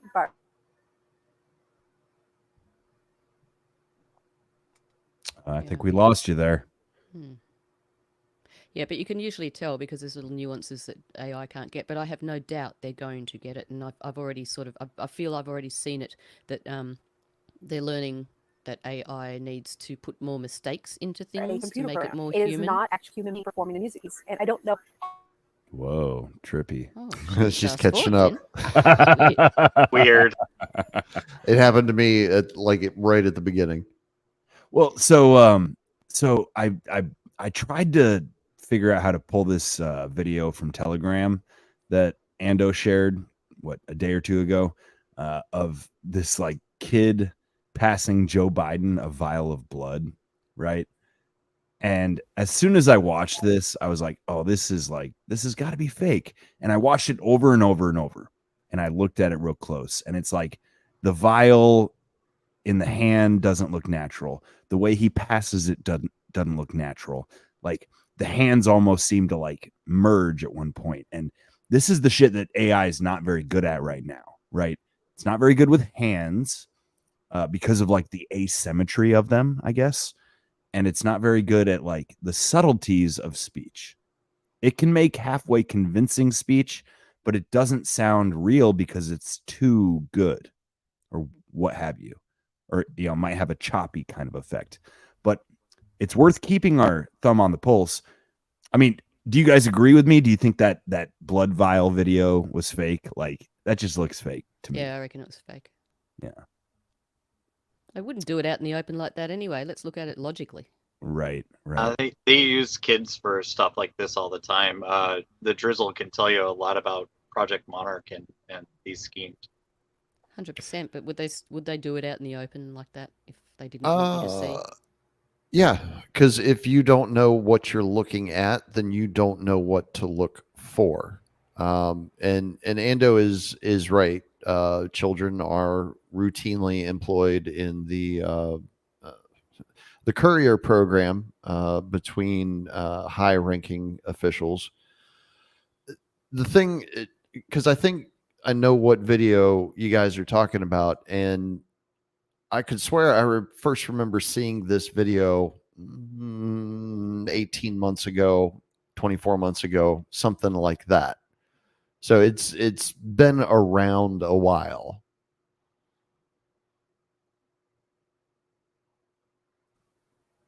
I don't know. Sometimes I think it's early. They're just chucking it out there for us to go blah, blah, blah about. It's just my Yeah. Probably, there's a kid around and he's not sniffing it, so there is something suspicious about the video for sure.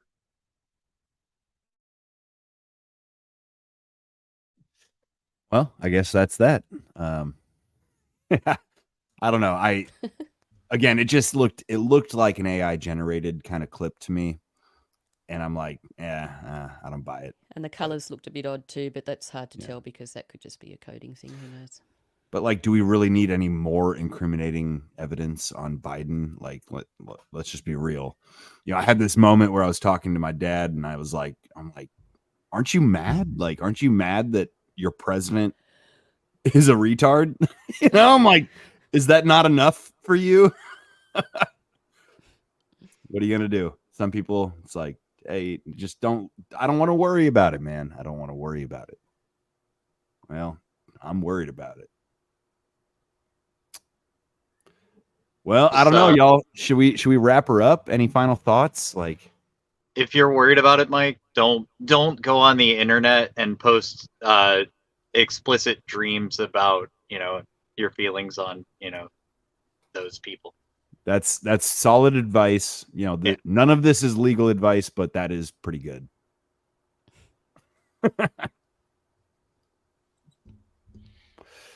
Well, what do you say? Should we just go around the circle and say our goodbyes? I think we've really done a good job here tonight. We've covered a lot. Like I have nothing more. So unless anybody has pressing final matters, I think we should bring this forum to a close. Sounds like we have consensus. Right on. I am Mike the Polymath, Easy Peasy Podcast. If you don't already have one, I did finally upload a clean second edition minimal typo version of Hadouk 2029. You can find the link at easypeasy.ittybitty.tips. I'll pass it over to Ando. Yeah, I wanted to say Phytophiliac was here and she just left. So look up her music on Bandcamp. It's Phytophiliac. Philly is Phili. So, know that. And Phyto is spelled with a P.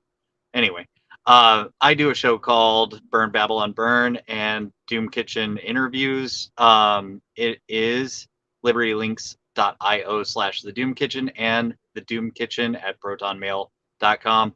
The Drizzle. Yes, I am the Drizzle. And I am also the host of Grand Theft World Liberty Radio, which, if you're interested to find that, the easiest way to get to that is at manufacturingreality.org. And this coming Tuesday, August 15th, you can actually see Ando hang out and chat with the Hyona. And that should be pretty cool. Don't you think, Ashley? Yes, that's going to be awesome. Wait. Ashley, how do we find the Union of the Unknowns? Well, Ando, I'm glad you asked. You can find us at unionoftheunknowns.com. That's our Linktree page, and you can find every way to get in touch with us. And I am easily accessible at Twitter at Union Unknowns. And we are also on Rockfin. Shout out to Keel as well for setting up a subscriber only RSS feed. So get in touch. Stella? Yes, and I also join Ashley on Union of the Unknowns, Not Your Mama's News. You can occasionally find me on the Propaganda Report with Brad Binkley, Missing the Point with Drew, and here, of course. Thank you. And I'd also like to say R.I.P. Sixto Rodriguez. Thank you. He's dead? Damn. Sugar Man died. Sugar Man. Adios. What a guy. That's an enigma. That is a story too strange for fiction. If people do not know about Sixto Rodriguez, listen to his music, watch the documentary Searching for Sugar Man. It's such a story. Sorry, didn't mean to interject so hard, but OG Dadbod, what you got? OG Dadbod1 on Twitter, Whole Lot of Nothing podcast. I'm on Spotify, YouTube, and Google Podcasts. I don't think anybody uses that, but appreciate y'all letting me jump on here and try to be the normie. So, Rob, what you got? Okay, this is Rob here at the Black Labs podcast, and you can find me on Spotify. You can find me on, that's pretty much it now. YouTube, sometimes I post up there. It's very sporadic.